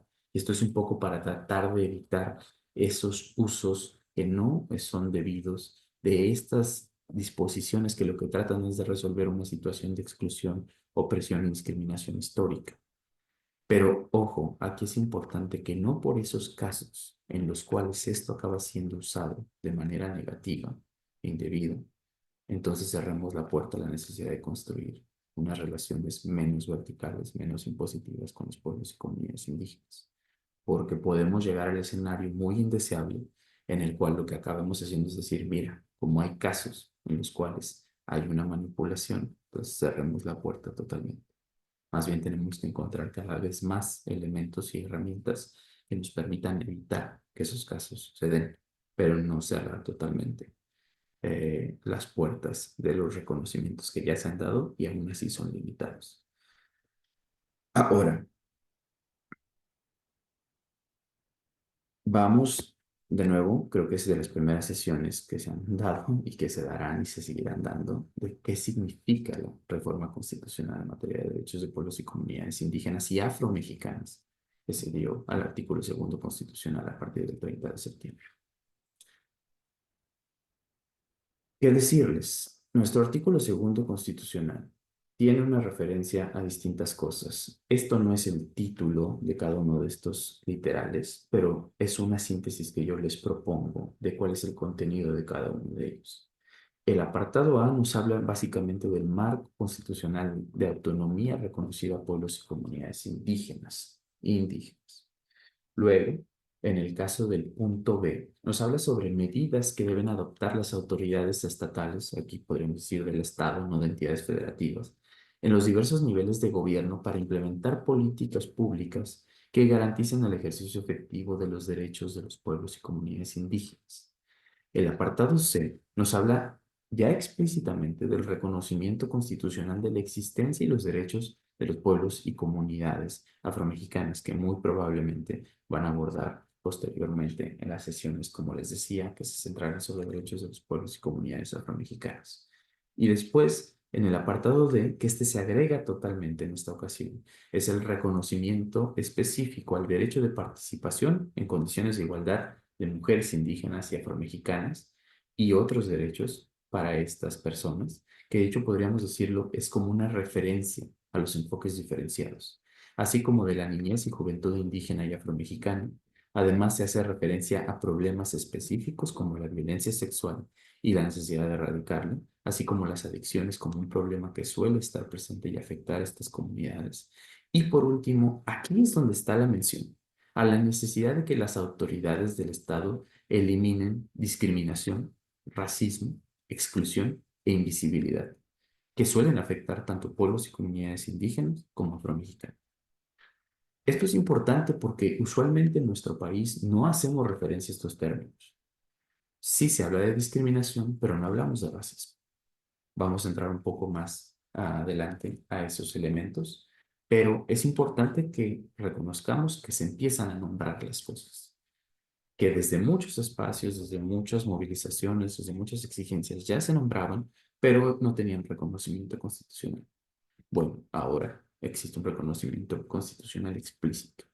Además, acá, en este apartado D, es donde está la remisión de la ley general que tendría que surgir a raíz de esta reforma constitucional y de este artículo para asegurar el respeto de los derechos reconocidos a nivel constitucional. Y además se da la remisión a constituciones y leyes de entidades federativas para establecer las características de la libre determinación y autonomía con ciertos límites. Entonces aquí hay una remisión y esa remisión habla de ir hacia las constituciones y leyes con base en lo que ya está reconocido a nivel general para que se establezcan las características de la libre determinación y autonomía. Es decir, de nuevo se les vuelve a proporcionar a los estados, a las entidades federativas, cuáles serán las características concretas de la libre determinación y autonomía. Y además se vuelven a mencionar los límites, siempre que se preserve la unidad nacional y que haya un respeto irrestricto de los derechos humanos. Entonces, ahora, para centrarnos un poco más en el apartado A, nos habla del marco constitucional de autonomía, como se los decía, reconocida a pueblos y comunidades indígenas.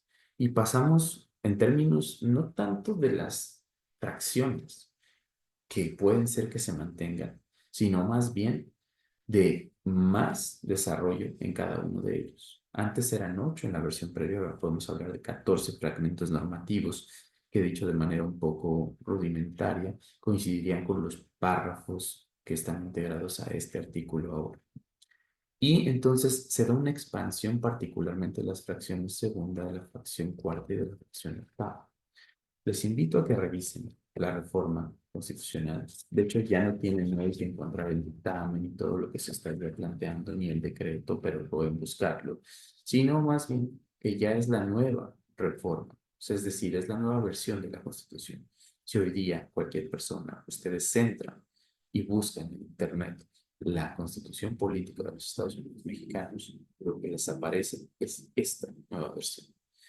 Y me quiero detener un poco precisamente en el reconocimiento que se acabó dando a esta fracción, en esta fracción séptima del apartado B, que es precisamente lo relativo al derecho a la consulta de los pueblos y comunidades indígenas. Y se nos dice, tienen derecho a ser consultados sobre las medidas legislativas o administrativas, es decir, se restringe a esas dos, al menos, en el nivel constitucional explícito, que se pretendan adoptar cuando éstas puedan causar afectaciones. Entonces, no es siempre, sino es cuando puedan generar afectaciones o impactos significativos. Yo lo entrecomillo, en la Constitución no está entrecomillado, pero impactos significativos en su vida o entorno. Con la finalidad, aquí está una finalidad explícita señalada en la Constitución, con la finalidad de obtener su consentimiento. Entonces, la finalidad tiene que ser obtener el consentimiento, pero se abre una puerta, o en su caso, llegar a un acuerdo sobre las medidas legislativas o administrativas que vayan a adoptarse. Luego se dice, las consultas indígenas se realizarán de conformidad con los principios y normas que garanticen el respeto y el ejercicio efectivo de los derechos sustantivos de los pueblos indígenas reconocidos en esta Constitución. Sigue. Cuando la medida administrativa que se pretenda adoptar beneficia a un particular, entonces en esos supuestos en que la medida va en beneficio de un particular, el costo de la consulta debe ser cubierto por este. Entonces, en el caso, piensen en los procesos de consulta que ya han ocurrido, en los cuales unos de los sujetos interesados son empresas. Entonces se dice, cuando el beneficio va a ser para estos, estos tienen que cubrir con el costo de lo que significa realizar una consulta. Luego se dice, la persona física o moral que obtenga un lucro por las medidas administrativas objeto de consulta debe otorgar a los pueblos y comunidades indígenas un beneficio justo y equitativo. Es decir, si se va a hacer un proyecto derivado de la consulta y ese va a obtener un lucro, parte de eso, constitucionalmente está dicho, tiene que ser también dado a los pueblos y comunidades indígenas. En concreto, pensando en un beneficio justo y equitativo, en los términos que establezcan las leyes aplicables. Y por último se dice, los pueblos y comunidades indígenas son los únicos legitimados para impugnar por las vías jurisdiccionales establecidas el incumplimiento del derecho reconocido en esta fracción. La ley de la materia regulará los términos, condiciones y procedimientos para llevar a cabo la impugnación. Entonces, de nuevo, muchos de estos reconocimientos amplios a nivel constitucional están por verse, están por ver cómo se desdoblará en la ley general, en las leyes reglamentarias. Pero aquí al menos hay una referencia que ya se está restringiendo, de cierta forma restringiendo, por otra parte reconociendo que los pueblos sean los que sean los protagonistas que accionen sus propias realidades, sus propias defensas, pero si pueblos y comunidades indígenas son los únicos legitimados para impugnar por vías jurisdiccionales establecidas el incumplimiento del derecho reconocido en esta fracción. La ley en la materia regulará los términos y condiciones para que esto suceda. Por ejemplo, hoy día, una de las cosas que se da es que muchas veces, cuando hay una violación al derecho a la consulta que no estaba explícitamente reconocido a nivel constitucional, sino a nivel de desarrollos jurisprudenciales en tratados internacionales, pasaba que uno de los actores que podría hacer estas impugnaciones era la Comisión Nacional de Derechos Humanos, cuando se consideraba que había existido una violación a los derechos, en particular de la consulta de los pueblos y comunidades indígenas. Está por verse qué significa esto y si lo que está referido en esta fracción constitucional actual, significa que eso ya no va a ser posible. Entonces, esto es importante que lo tengamos presente porque hay reconocimientos explícitos en esta nueva reforma que antes no existían. La consulta antes no estaba referida a nivel constitucional, sino era en la forma muy limitada de pensar en el plan de desarrollo nacional de desarrollo. De hecho, un poco para decirles cómo estaba particularmente, eh, dice, un segundo. Bueno, les voy a decir porque estaba en otra de las disposiciones, está más adelante, pero estaba asociada solamente al Plan Nacional de Desarrollo. Y por otra parte, me gustaría señalarles un poco más del contenido del apartado B. Como les decía, habla de medidas que deben adoptar las autoridades estatales en diversos niveles de gobierno para implementar políticas públicas que garanticen el ejercicio efectivo de los derechos de pueblos y comunidades indígenas. Y se pasa, como les decía, de manera algo rudimentaria, de 10 a 15 fragmentos normativos. Y particularmente acá, la fracción décima es un correlato, por así decirlo, de lo que se señala en la fracción séptima del apartado A que les mencionaba antes. Y aquí se dice que hay una mención explícita, directa, a las obligaciones del Estado relacionadas con la consulta. La expansión, disculpen ahí la falta de ortografía, es con ese, más allá del Plan Nacional de Desarrollo. Y se dice celebrar consultas y cooperar de buena fe con pueblos y comunidades indígenas interesados por medio de sus instituciones representativas antes de adoptar y aplicar medidas legislativas o administrativas que puedan causar afectaciones o impactos significativos en su vida, de nuevo, en la misma lógica de espejo de lo que está reconocido en la fracción octava B del apartado A. Luego se dice la Cámara de Diputados del Congreso de la Unión, las legislaturas de las entidades federativas y los ayuntamientos en el ámbito de sus respectivas competencias deben establecer lo que se preguntaba, si el reconocimiento, esto no es necesariamente relacionado con la consulta, pero sí está relacionado con el reconocimiento como sujetos de derecho público. Aquí ya hay una mención explícita al final de este apartado B sobre que la Cámara de Diputados del Congreso de la Unión tiene el deber de establecer las partidas específicas en los presupuestos de egresos que aprueben, así como las formas y procedimientos para que los pueblos y comunidades indígenas las administren y ejerzan en los términos de las disposiciones jurídicas y presupuestables aplicables. Esto no tenía correlato antes. Entonces, es importante que tengamos presente estas nociones, porque ya existe un reconocimiento que está llevando a más lo que significa esta relación entre pueblos y comunidades y el Estado. Ahora, brevemente, pasar también al apartado C, que es, como les decía, el reconocimiento constitucional explícito de la existencia y de los derechos de pueblos y comunidades afromexicanas. De nuevo, tendrán unas sesiones más adelante que se centrarán específicamente en esto, pero decirles que hasta 2019 hubo un reconocimiento explícito de la existencia y derechos de pueblos y comunidades afromexicanas, a pesar de que llevan aquí siglos. Y en esta reforma de septiembre de 2024 se pasó de 1 a 6 fragmentos normativos, que como les digo, rudimentariamente podemos hablar de párrafos. Y en el caso del apartado D, que es totalmente nuevo, no existía, nos habla particularmente de los enfoques diferenciados y las revisiones. Es decir, se incorporan diversas disposiciones de reconocimiento diferenciado y remisiones constitucionales hacia leyes de entidades federativas y los límites al reconocimiento de esos derechos.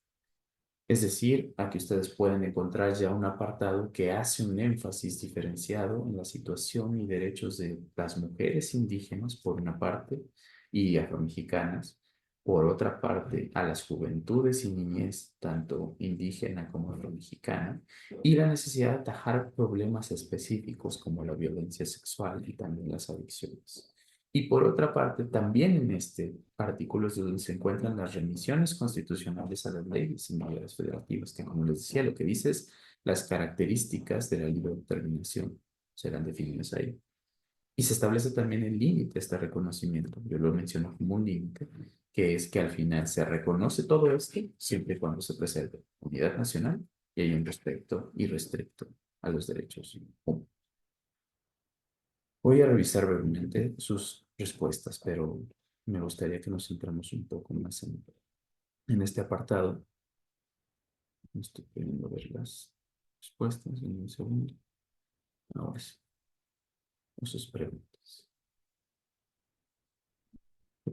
Capacidad de administrar y decidir recursos públicos a establecido fundamentalmente la estación de justicia a los pueblos y comunidades originarias.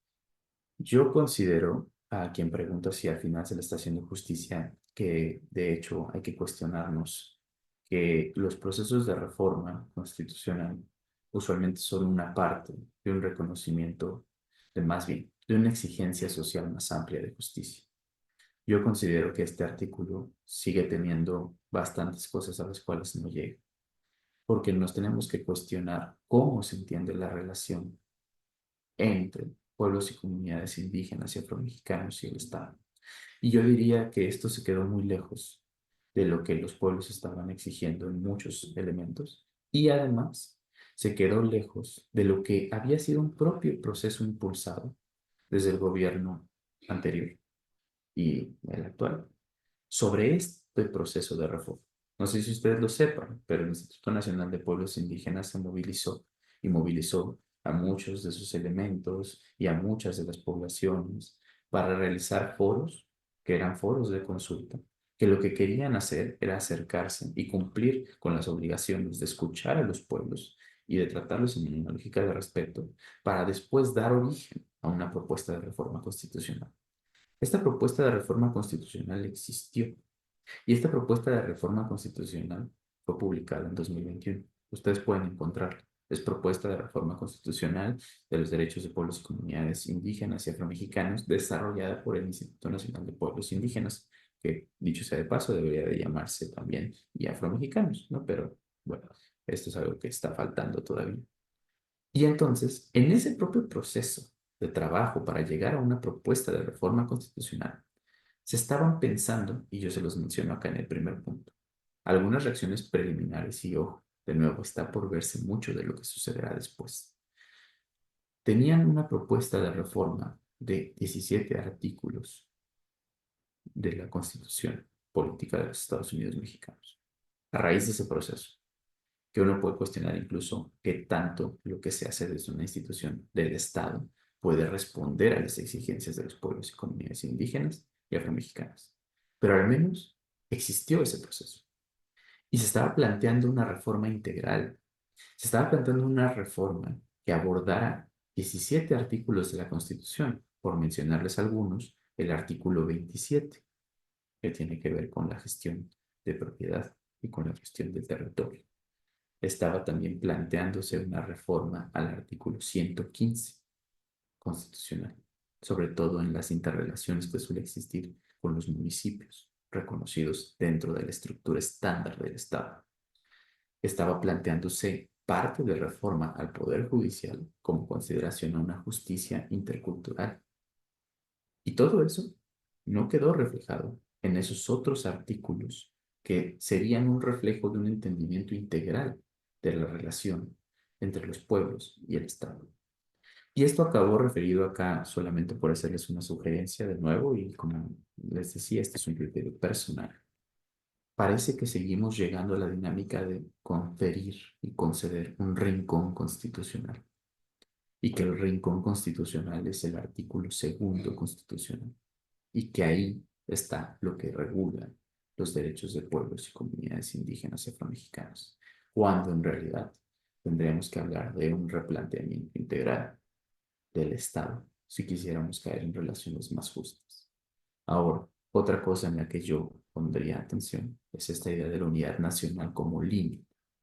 Es decir, hay una negativa a considerar relaciones de respeto y coordinación entre múltiples naciones, entre múltiples comunidades políticas.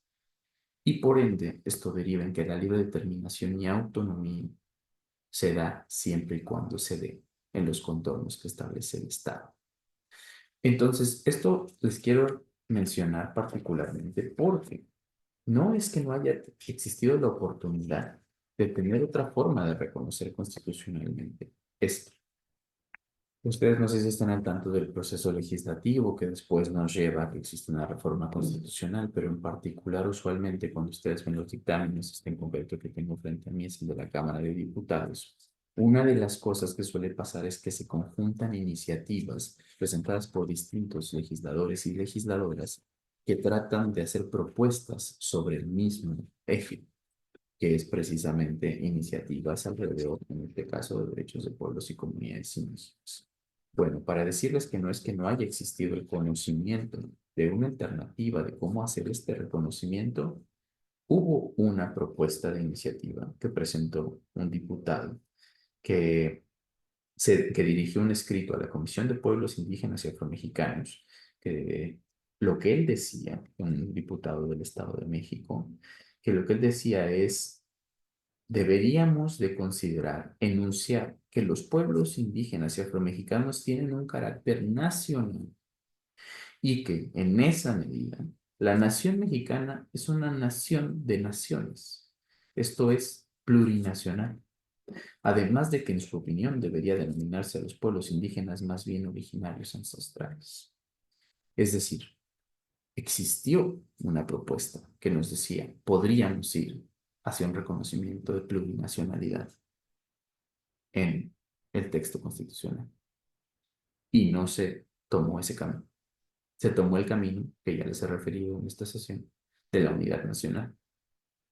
Y de reconocer pluralidad, sí, pero pluralidad cultural y ahora también pluralidad étnica.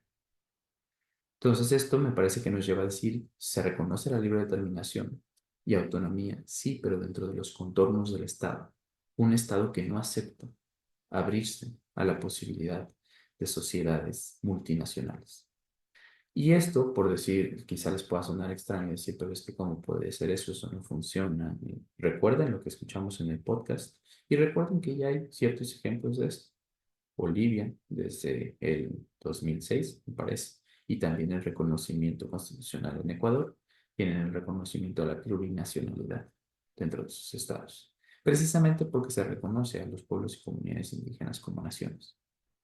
También es cuestionable la categoría de nación, incluso la nación que se aplica usualmente a los estados. Todo es disputable, todo es lo que se hace con esto. Pero para mí una cosa que es importante es qué significa un cierto reconocimiento. Y recuerden lo que se nos decía en el podcast sobre el carácter político de las categorizaciones y clasificaciones. Y de nuevo aquí político no es partidista y no es electoral. Ahora, consulta ante lo significativo. Es decir, si ustedes lo recuerdan, se dice que se podrá, que puede, aquello que pueda afectarles de manera significativa. ¿Qué significa eso? ¿Qué significa una afectación significativa y a quién le va a tocar esa definición? Como suele pasar, es muy probable que esa definición sea una definición que se haga desde el Estado, desde las autoridades estatales. Entonces, es una parte importante que tenemos que tener presente. Ese nivel de significativo significa que no, valga la redundancia, significa que no está previsto, por ejemplo, que se consulte siempre, sino solo cuando se considere que la afectación es significativa. Y eso puede ser un riesgo, porque puede traducirse en que siempre que se interprete que algo no es significativo, entonces no va a haber consulta. Y eso es un riesgo, porque se pueden seguir haciendo cosas sin considerar de manera respetuosa y en condiciones de igualdad a los pueblos y comunidades indígenas. Y ahora les pregunto acá también sobre el consentimiento. El consentimiento sí está mencionado, como se les decía, porque en esta propia fracción, octava B, está el reconocimiento del consentimiento como una de las finalidades que deben de perseguir las consultas. Como les decía, acá se señala que pueden generar afectaciones o impactos significativos en su vida o entorno con la finalidad de obtener su consentimiento. Pero como les decía, se abre la puerta a que no se dé y entonces se llegue a un acuerdo sobre las medidas legislativas y administrativas que vayan a adoptarse. Además, decirles también, aunque no esté referido acá, que se hace esta restricción, medidas legislativas y administrativas. Otro tipo de medidas no serían también susceptibles de afectarles y no tendrían que ser también consideradas. Y con esta cuestión de la consulta, una de las cosas que estamos intentando impulsar desde acá, desde la Dirección de Justicia Intercultural, precisamente siendo, pues me parece, escuchando las exigencias de muchos pueblos y comunidades originarias y afromexicanas. Es decir, no es lo mismo consulta que consentimiento. Y no es lo mismo consultar a alguien que obtener y que buscar el consentimiento de alguien. Y entonces, en muchos supuestos, en la relación que está reconocida actualmente frente a los pueblos y comunidades originarios y afromexicanos, lo que acaba pasando es que el énfasis está en la consulta y no en el consentimiento. Y muchos pueblos empiezan cada vez más a señalar que la importancia debería de estar centrada en el consentimiento. Y eso hace mucho más sentido con un respeto a la libre determinación y autonomía. El problema es que todo esto viene de que nos preguntemos y tengamos presente de dónde surgen los reconocimientos jurídicos, tanto a nivel nacional como internacional. Y el tema es que eso muchas veces viene de un reconocimiento que se da por parte precisamente de uno de los actores con los que las comunidades están en disputa frecuentemente, que son los estados. Entonces, incluso las disposiciones de derecho internacional de los derechos humanos, que como podemos considerar muy avanzadas para muchas cosas, vienen de toda una serie de negociaciones y tensiones con los estados, pero es aquello que se aceptan reconocer. Y por eso en gran medida los reconocimientos actuales no se centran en el consentimiento, tienen en la consulta, en escuchar, pero no necesariamente en respetar la decisión de los pueblos y comunidades. Esto me parece de cualquier forma que son base de exigencias sociales. Otra de las cosas que ya se han señalado es la ausencia del derecho al territorio en un reconocimiento explícito. Hay menciones al territorio donde viven y se desarrollan las comunidades indígenas y afromexicanas, pero no hay como tal el reconocimiento del derecho al territorio. Y se cuestiona esto porque eso puede estar conectado entonces con un reconocimiento bastante limitado de la libre determinación y autonomía, porque el territorio es desde donde se defiende la vida de sus pueblos, desde donde se genera la vida de sus pueblos. Pero ¿cuál es otro actor, otra comunidad política en disputa en esto, que también piensa y habla mucho del territorio? El Estado. Y eso es una disputa de alta intensidad. Entonces me preguntaban acá si al final se podría considerar que esto es una muestra de que al fin se hizo justicia. Acá les pongo un poco una perspectiva en adelante.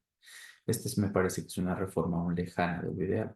Sin embargo, una ampliación de las bases constitucionales para las exigencias sociales.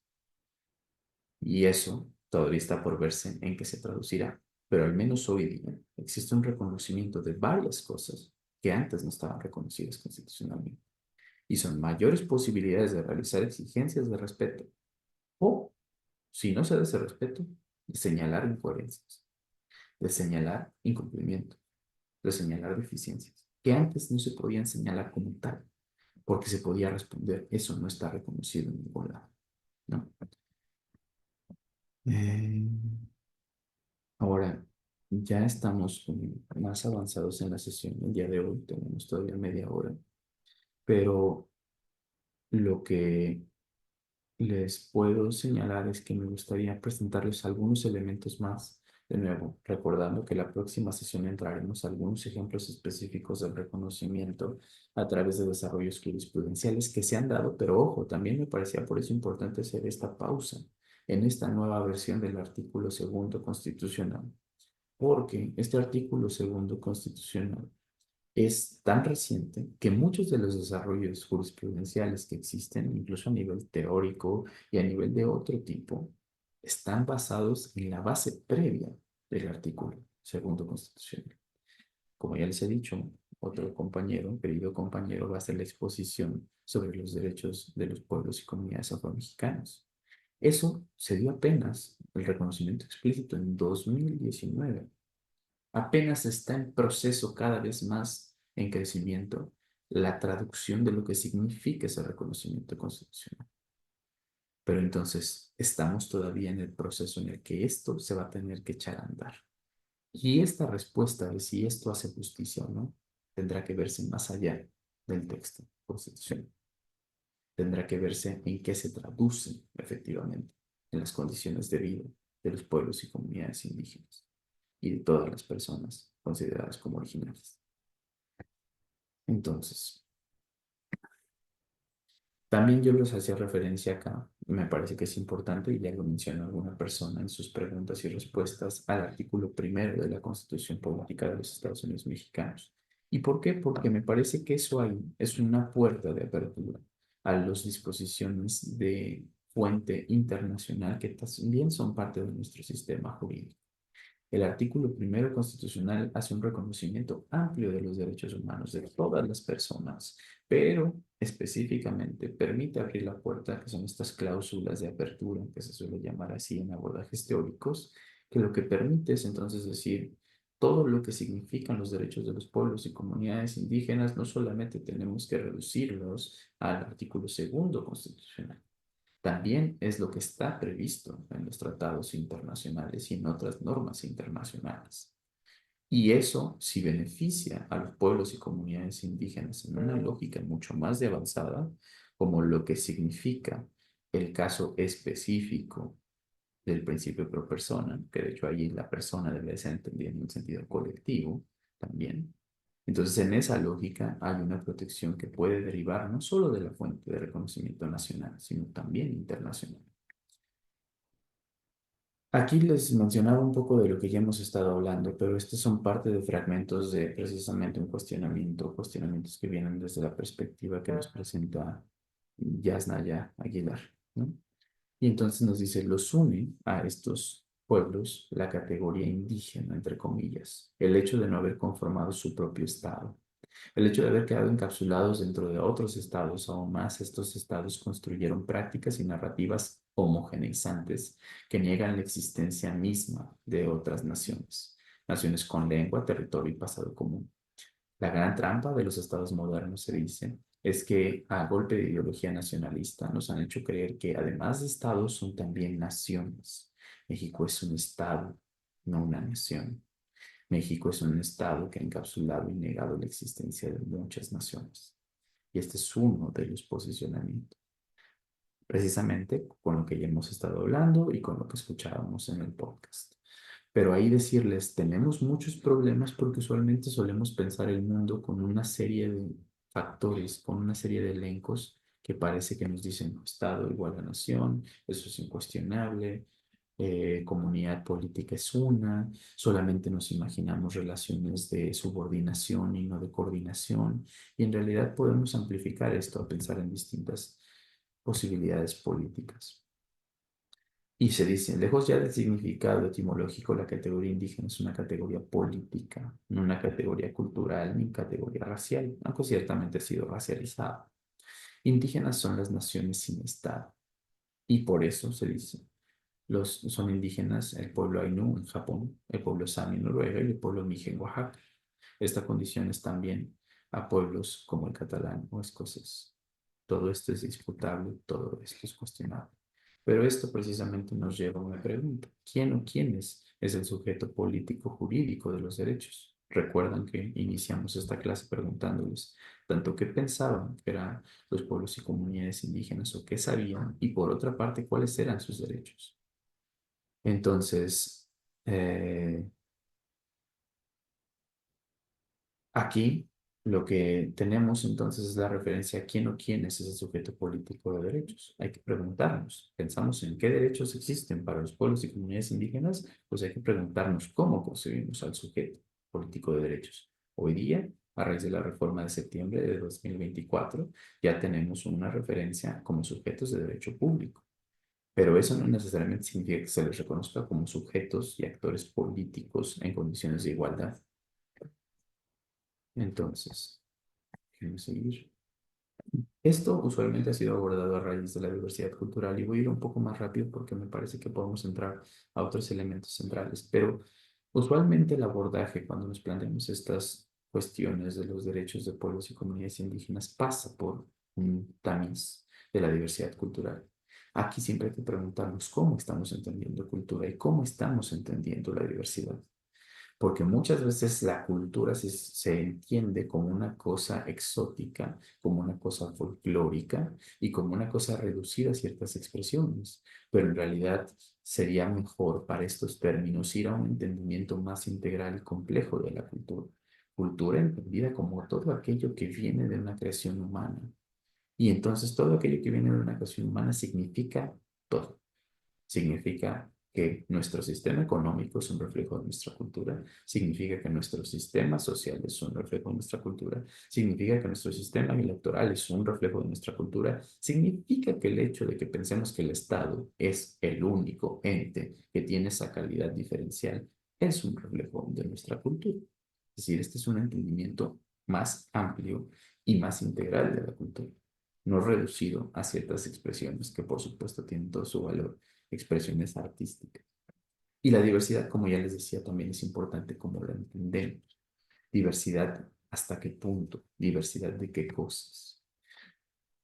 Como ustedes ya nos hizo el favor de mencionar Estrella y yo he tenido la oportunidad de planteárselos acá, hablamos de interculturalidad. Si hablamos de interculturalidad es importante que nos planteemos los elementos que la componen. Un elemento hace referencia a la interacción, otro elemento hace referencia a la cultura y otro elemento nos hace referencia a esta condición de intercambios. Entonces hay que preguntarnos qué interacciones estamos previendo entre culturas, qué culturas estamos considerando y cómo, para qué nos planteamos la interculturalidad y desde dónde y desde quiénes se plantea la interculturalidad. Aquí les propongo que tengamos presente este esquema y el contraste con los otros dos que les voy a presentar. No es lo mismo esto, que es un entendimiento que no puede ver la pantalla. Se trata de dos círculos de la misma proporción, o al menos eso intenté, que en su interior tienen la palabra cultura y que están puestos en una lógica horizontal. Y ahí entonces lo que pongo como texto es interacción horizontal de culturas igualmente valiosas. Esa es una forma de entender interculturalidad. Aquí hay otra referencia. Se trata de un círculo mucho más grande que también tiene en el interior la palabra cultura. Se trata de algunos otros círculos que también deberían de tener dentro la palabra cultura, pero de distinta dimensión, pero que están no necesariamente conectados de una forma particularmente perceptible, ¿no? Pueden estar, por así decirlo, desperdigados. Entonces se trata de una interacción dispersa de culturas valoradas de manera distinta. Pero sobre todo no es lo mismo esa interacción que este esquema que les pongo aquí. Esta referencia a una gran cultura que tiene una interacción, y hay un círculo, un óvalo grande en medio que tiene la palabra cultura, con otras culturas que están representadas aquí con dos círculos más pequeños, en los cuales existe una interacción vertical. Existe una interacción vertical que además es jerarquizante.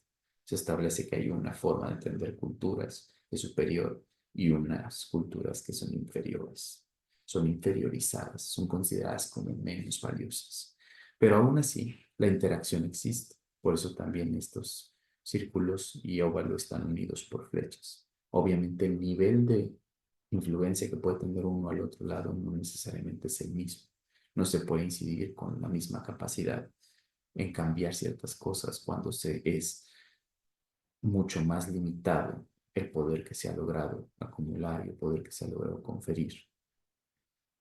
Ahora, aquí les recomiendo a algunas autoras que ya después, si quieren profundizar, podrían revisar. Una de ellas es Catherine Walsh, que tiene varios textos sobre interculturalidad crítica, pero que nos dice, podemos entender la interculturalidad de distintas formas. Hay una interculturalidad que solo se plantea precisamente que las culturas se relacionan, interactúan. Otra interculturalidad que es funcional, pero su perspectiva es crítica, entonces es funcional en realidad a las dinámicas que de hecho generan exclusión y opresión de las comunidades que son consideradas como diversas. Entonces es funcional a esas relaciones. Y la interculturalidad crítica sería aquella que se plantea precisamente un entendimiento que dice, tendríamos que cambiar la opresión y la exclusión para que podamos hablar de relaciones interculturales que sean de verdad horizontales. Pero además desde la interculturalidad crítica, una cosa que a mí me parece muy importante resaltarles es que ustedes, nosotras, todas las personas, Tenemos que dejar de pensar que la interculturalidad es algo que solo le importa a las personas que pertenecen a pueblos y comunidades indígenas y afromexicanas. La interculturalidad entendida en serio para replantear dinámicas de desigualdad e injusticia estructural tendría que ser algo que nos convoque a todas, porque estamos relacionadas todas las personas, todas las comunidades, es decir, somos parte del problema y podríamos ser parte de la solución. Hay otras formas de entender cultura, como se refiere. Hay críticas a la noción de interculturalidad, que esto lo encuentran en un texto de Eduardo Restrepo de 2014. Pero también hay cerramientos y potencialidades. Hay cosas que no permiten comunicar esa diversidad y hay cosas que permiten potenciarlo para generar cambios estructurales. Aquí yo les quiero hacer un énfasis en algo, que es la simetría de poder. La simetría de poder significa que haya jerarquización de vidas, de conocimientos, de experiencias, de culturas, podríamos decir, de sistemas políticos y de sistemas jurídicos. Por ello, para confrontar una simetría de poder, la intercultural debería ser concebida y practicada como un proyecto y práctica política que es siempre contextual. Y aquí no me voy a cansar de repetirlo, lo político no es igual a lo electoral. Y lo político ni siquiera es igual a lo partidista y tampoco es igual a lo estatal. Hay política más allá del Estado, aunque usualmente no pensamos en eso. Y siempre contextual, ¿por qué? Porque dependiendo del lugar en el que estemos, de las relaciones específicas sociales que existan, esto va a funcionar de manera distinta. Es importante que siempre miremos el contexto. De hecho, aprovecho también para señalarles que próximamente se publicarán unos apuntes desde la Dirección de Justicia Intercultural que precisamente se tratan del análisis de contexto con una perspectiva intercultural. Es decir, la importancia de aplicar un análisis de contexto con perspectiva intercultural en casos que involucren a pueblos, comunidades y personas originarias y afromexicanas y afrodescendientes. Entonces también estén pendientes de las publicaciones de la unidad para eso. Parte de conectar este entendimiento más amplio, complejo, integral de la interculturalidad con la simetría del poder nos tiene que llevar necesariamente al racismo. El racismo, precisamente por eso lo que se está intentando impulsar desde la dirección es que pongamos sobre la mesa no solamente la interculturalidad, sino también el racismo. Y por ende, la necesidad de tener perspectivas y prácticas interculturales horizontales y la necesidad de tener prácticas que tratan de ir para confrontar el racismo que existe. Hay varios entendimientos de lo que significa el racismo, pero una posible definición está dentro de la Convención Interamericana contra el Racismo, la Discriminación Racial y Formas Conexas de Intolerancia. Es un tratado internacional en el marco del sistema interamericano. En el artículo 1.4 se dice: el racismo consiste en cualquier teoría, doctrina, ideología o conjunto de ideas que enuncian un vínculo causal entre las características fenotípicas o genotípicas de individuos o grupos y sus rasgos intelectuales, culturales y de personalidad, incluido el falso contexto de la superioridad racial. ¿Se acuerdan de esto jerarquizante, no? Algo superior, algo inferior. Pero aquí el punto central, digamos, es pensar que ciertas características fenotípicas y genotípicas de los grupos o las personas, es decir, cómo se ven y cómo están configurados, tiene que ver en una relación de necesidad con sus rasgos intelectuales, culturales y de personalidad. Es decir, por cómo te veo, considero que tú eres de una cierta forma. Y no solamente eso, sino que además considero que eso te inferioriza y que hay una superioridad, hay una relación de verticalidad, hay una construcción de mejores y peores. Por eso también es importante, y lo escucharon ustedes referido en el podcast, se refiere que no existen las razas, pero sí existe el racismo. ¿Y por qué se suele decir eso? Porque las razas en realidad son categorizaciones que se crearon con un pretendido fundamento científico, pero no tenían bases sólidas científicas. O sea, fue la clasificación que se utilizó precisamente para distinguir y para jerarquizar a las personas que eran consideradas diversas. Entonces, por eso se dice también el racismo es una forma de pensar, sentir y actuar que se basa en una característica específica de la diferencia humana que se ha llamado racial.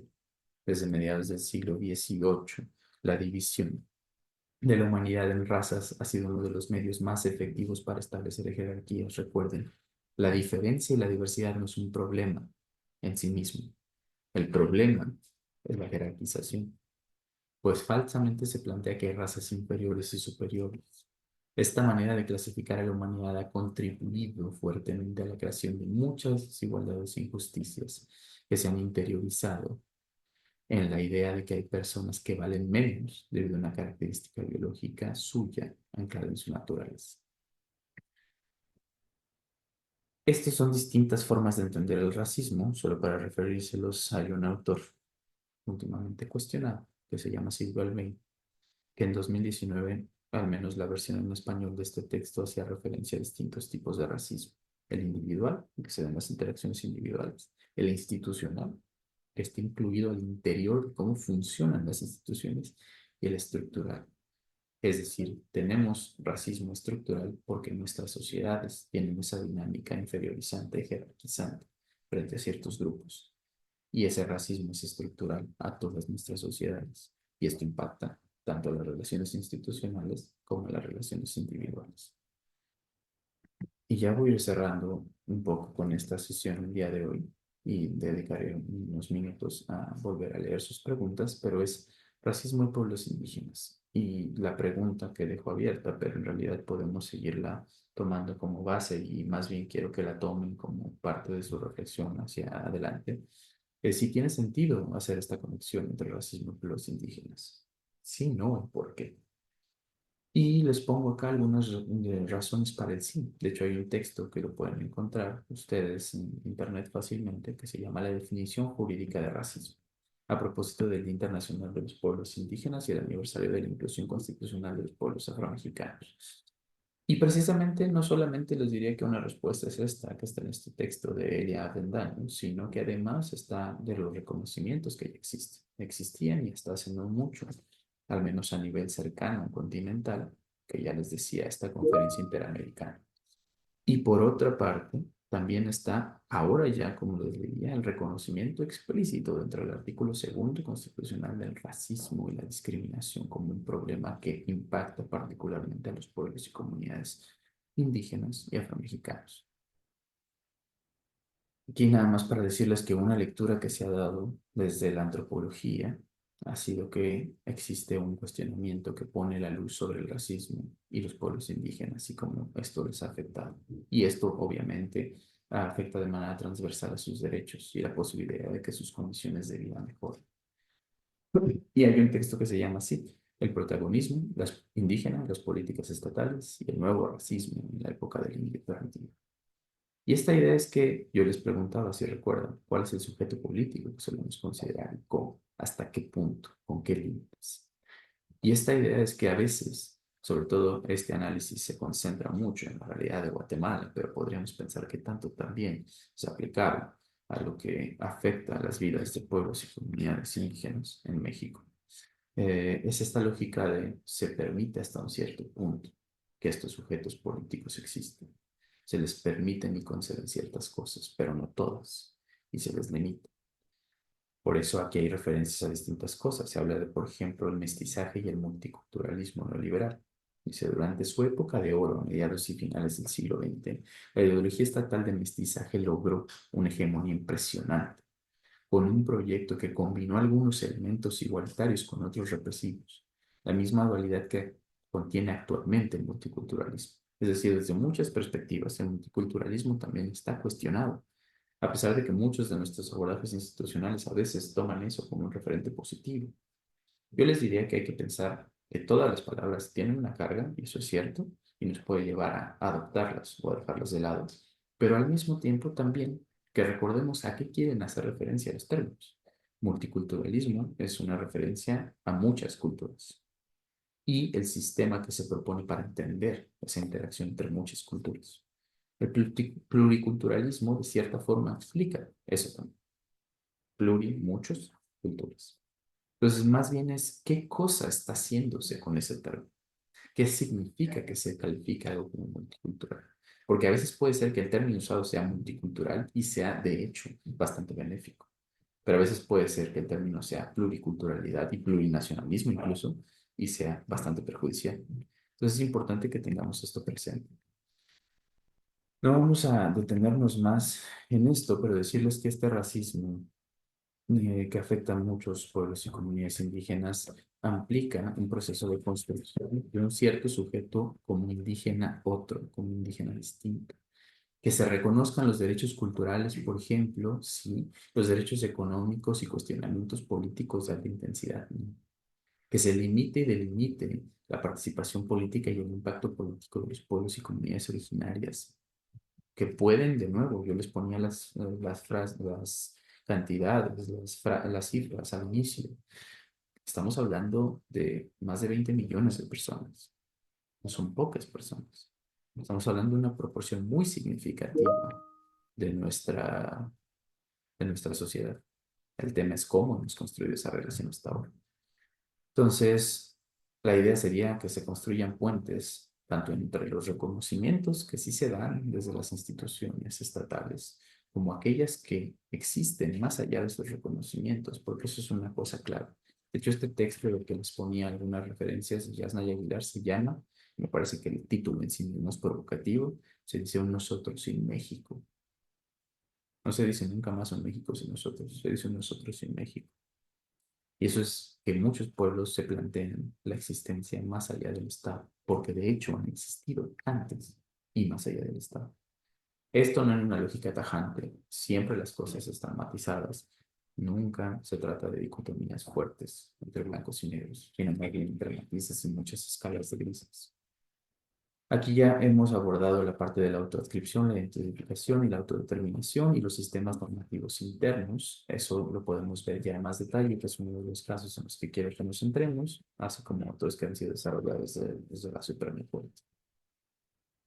Pero decirles un poco que la autoadscripción usualmente se asocia a la autoidentificación como pueblos indígenas, que precisamente en este caso, y la declaración que refiere es a la Declaración Americana sobre los Derechos de los Pueblos Indígenas, que se generó en 2016 a nivel interamericano. Los estados respetarán el derecho a la autoidentificación como indígena en forma individual o colectiva, conforme a prácticas e instituciones propias de cada pueblo. Podríamos decir entonces que la autoadscripción tiene un énfasis más individual. La autoadscripción es usualmente equivalente a la autoidentificación. Y bueno, aquí nada más mencionarles, y parte de esto es algo que nos ha dicho, por ejemplo, y he hecho énfasis la directora del área, Elizabeth Olvera, que una de las cosas es, también es importante que la propia idea de cómo entendemos la autoadscripción y cómo ésta se materializa tiene que ser entendida de manera intercultural, porque no podemos caer en esperar que las personas estén diciendo, yo me autoadscribo como indígena. Eso puede pasar, pero muchas veces de eso no se trata, porque en realidad todo ese proceso de llegar a ese uso de esta categoría puede ser complicado, no es un uso corriente. A veces es uso corriente por necesidad de reacción frente a las condiciones que se viven. Pero entonces tenemos que tener un entendimiento intercultural, incluso qué significa que una persona se autoadscriba, qué elementos tomamos. Y la autodeterminación, y vamos cerrando acá, hay un informe que les recomiendo que es generado desde la Comisión Interamericana de Derechos Humanos sobre libre determinación y que en concreto habla de derecho a la libre determinación de los pueblos indígenas y tribales, que esto es cuestionable, pero es la forma en la que a nivel internacional se hizo referencia a los pueblos afrodescendientes. Y lo que se dice en la autodeterminación es un elemento central de la libre determinación de los pueblos y su derecho a la autoidentificación, entendida como conciencia del pueblo de su identidad. En el entendimiento de la Comisión, la autoidentificación tiene estrecha vinculación con la facultad de reconocerse los mismos como pueblo e identificar a los miembros del colectivo. Como sostuvo un dirigente indígena colombiano, para los pueblos indígenas autodeterminación es de origen. El derecho a ser, la posibilidad de ser nosotros mismos, tiene que ver con algo muy esencial, vincula territorio, que les había dicho, no está explícitamente reconocido en la nueva reforma, estructura social y política. Es ser nosotros mismos por nosotros mismos. Y luego se dice, su autoidentificación supone que existen de por sí y han existido de manera permanente. independientemente de un reconocimiento oficial o de la voluntad del Estado. Hay, por tanto, una relación indisociable entre libre determinación y la autoidentificación como pueblo. Tal relación se asienta históricamente y tiene amplias implicancias a nivel social, político y económico, que están basadas, en última instancia, en el derecho a la autodeterminación de los pueblos. Por eso mismo, la libre determinación no debe ser entendida como una concesión o una cuestión otorgada. Entonces, podríamos decir que el énfasis de la autodeterminación es más colectivo y que la autodeterminación usualmente equivale o ha sido entendida como libre determinación. Esto solamente se los ilustro a nivel de panorama, pero en gran medida esto lo abordaremos en la siguiente sesión, que es el vínculo con los sistemas normativos propios que hoy día, después de septiembre de 2024, tienen un reconocimiento constitucional explícito. Y entraremos a esto la siguiente clase y así como las referencias más concretas a los ejemplos de experiencias específicas de desarrollo jurisprudencial. Pero si quieren lo puedo jugar por aquí. Yo voy a tomar las preguntas que están impuestas en el chat, me las iré para revisar también y después puedo tomarlas como base para iniciar la siguiente sesión. Muchísimas gracias, maestro José Ricardo Robles Zamarripa. Me parece que ha sido una muy buena, excelente disertación y creo que muchas de las preguntas que se fueron haciendo a lo largo de la sesión fueron quedando resueltas, pero sí, sin duda, será muy interesante escuchar también sus respuestas en la siguiente sesión. ¿Alguna breve conclusión? Tenemos solamente un par de minutos. ¿Alguna conclusión que le gustaría para cerrar esta sesión? Sí, pues en realidad no me gustaría como abusar del tiempo que está previsto para ustedes, pero decirles que la intención acá, de nuevo, desde un criterio que obviamente se ha sido formado a través de distintas experiencias, es que me parece que una cosa que no solemos hacer es considerar en una lógica de respeto e igualdad a las comunidades y pueblos indígenas como comunidades políticas. Y si les consideramos como comunidades políticas y sociedades que tienen una producción de vida en general, entonces podemos entender también la producción de sistemas jurídicos y la existencia de sistemas jurídicos. Entonces la idea sería, hay que imaginarnos un mundo construido en una nueva relación de verdad entre el Estado, una comunidad política, con otras, que por muchas razones se han considerado como contrastantes. Me parece que es posible, hay que apostar por eso, en dinámicas más igualitarias, de respeto, y que nos planteemos coordinaciones y no subordinaciones. Es posible construir un mundo así, pero para hacerlo tenemos que ir en contra muchas veces de muchos supuestos sentidos comunes y formas de hacer las cosas que hemos desarrollado a lo largo de estos años.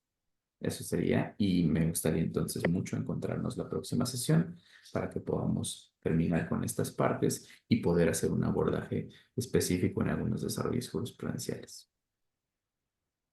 Muchísimas gracias. En nombre de la Unidad General de Conocimiento Científico y Derechos Humanos y la Dirección General de Casas de la Cultura Jurídica, agradezco la participación del maestro José Ricardo Robles Zamarripa. Finalmente, les esperamos en la siguiente sesión que se llevará a cabo el lunes 21 de octubre de 2024, en la que el maestro Robles Zamarripa continuará con el tema la defensa de los derechos humanos que involucran a pueblos y comunidades indígenas. Que tengan un excelente día. Muy buen día.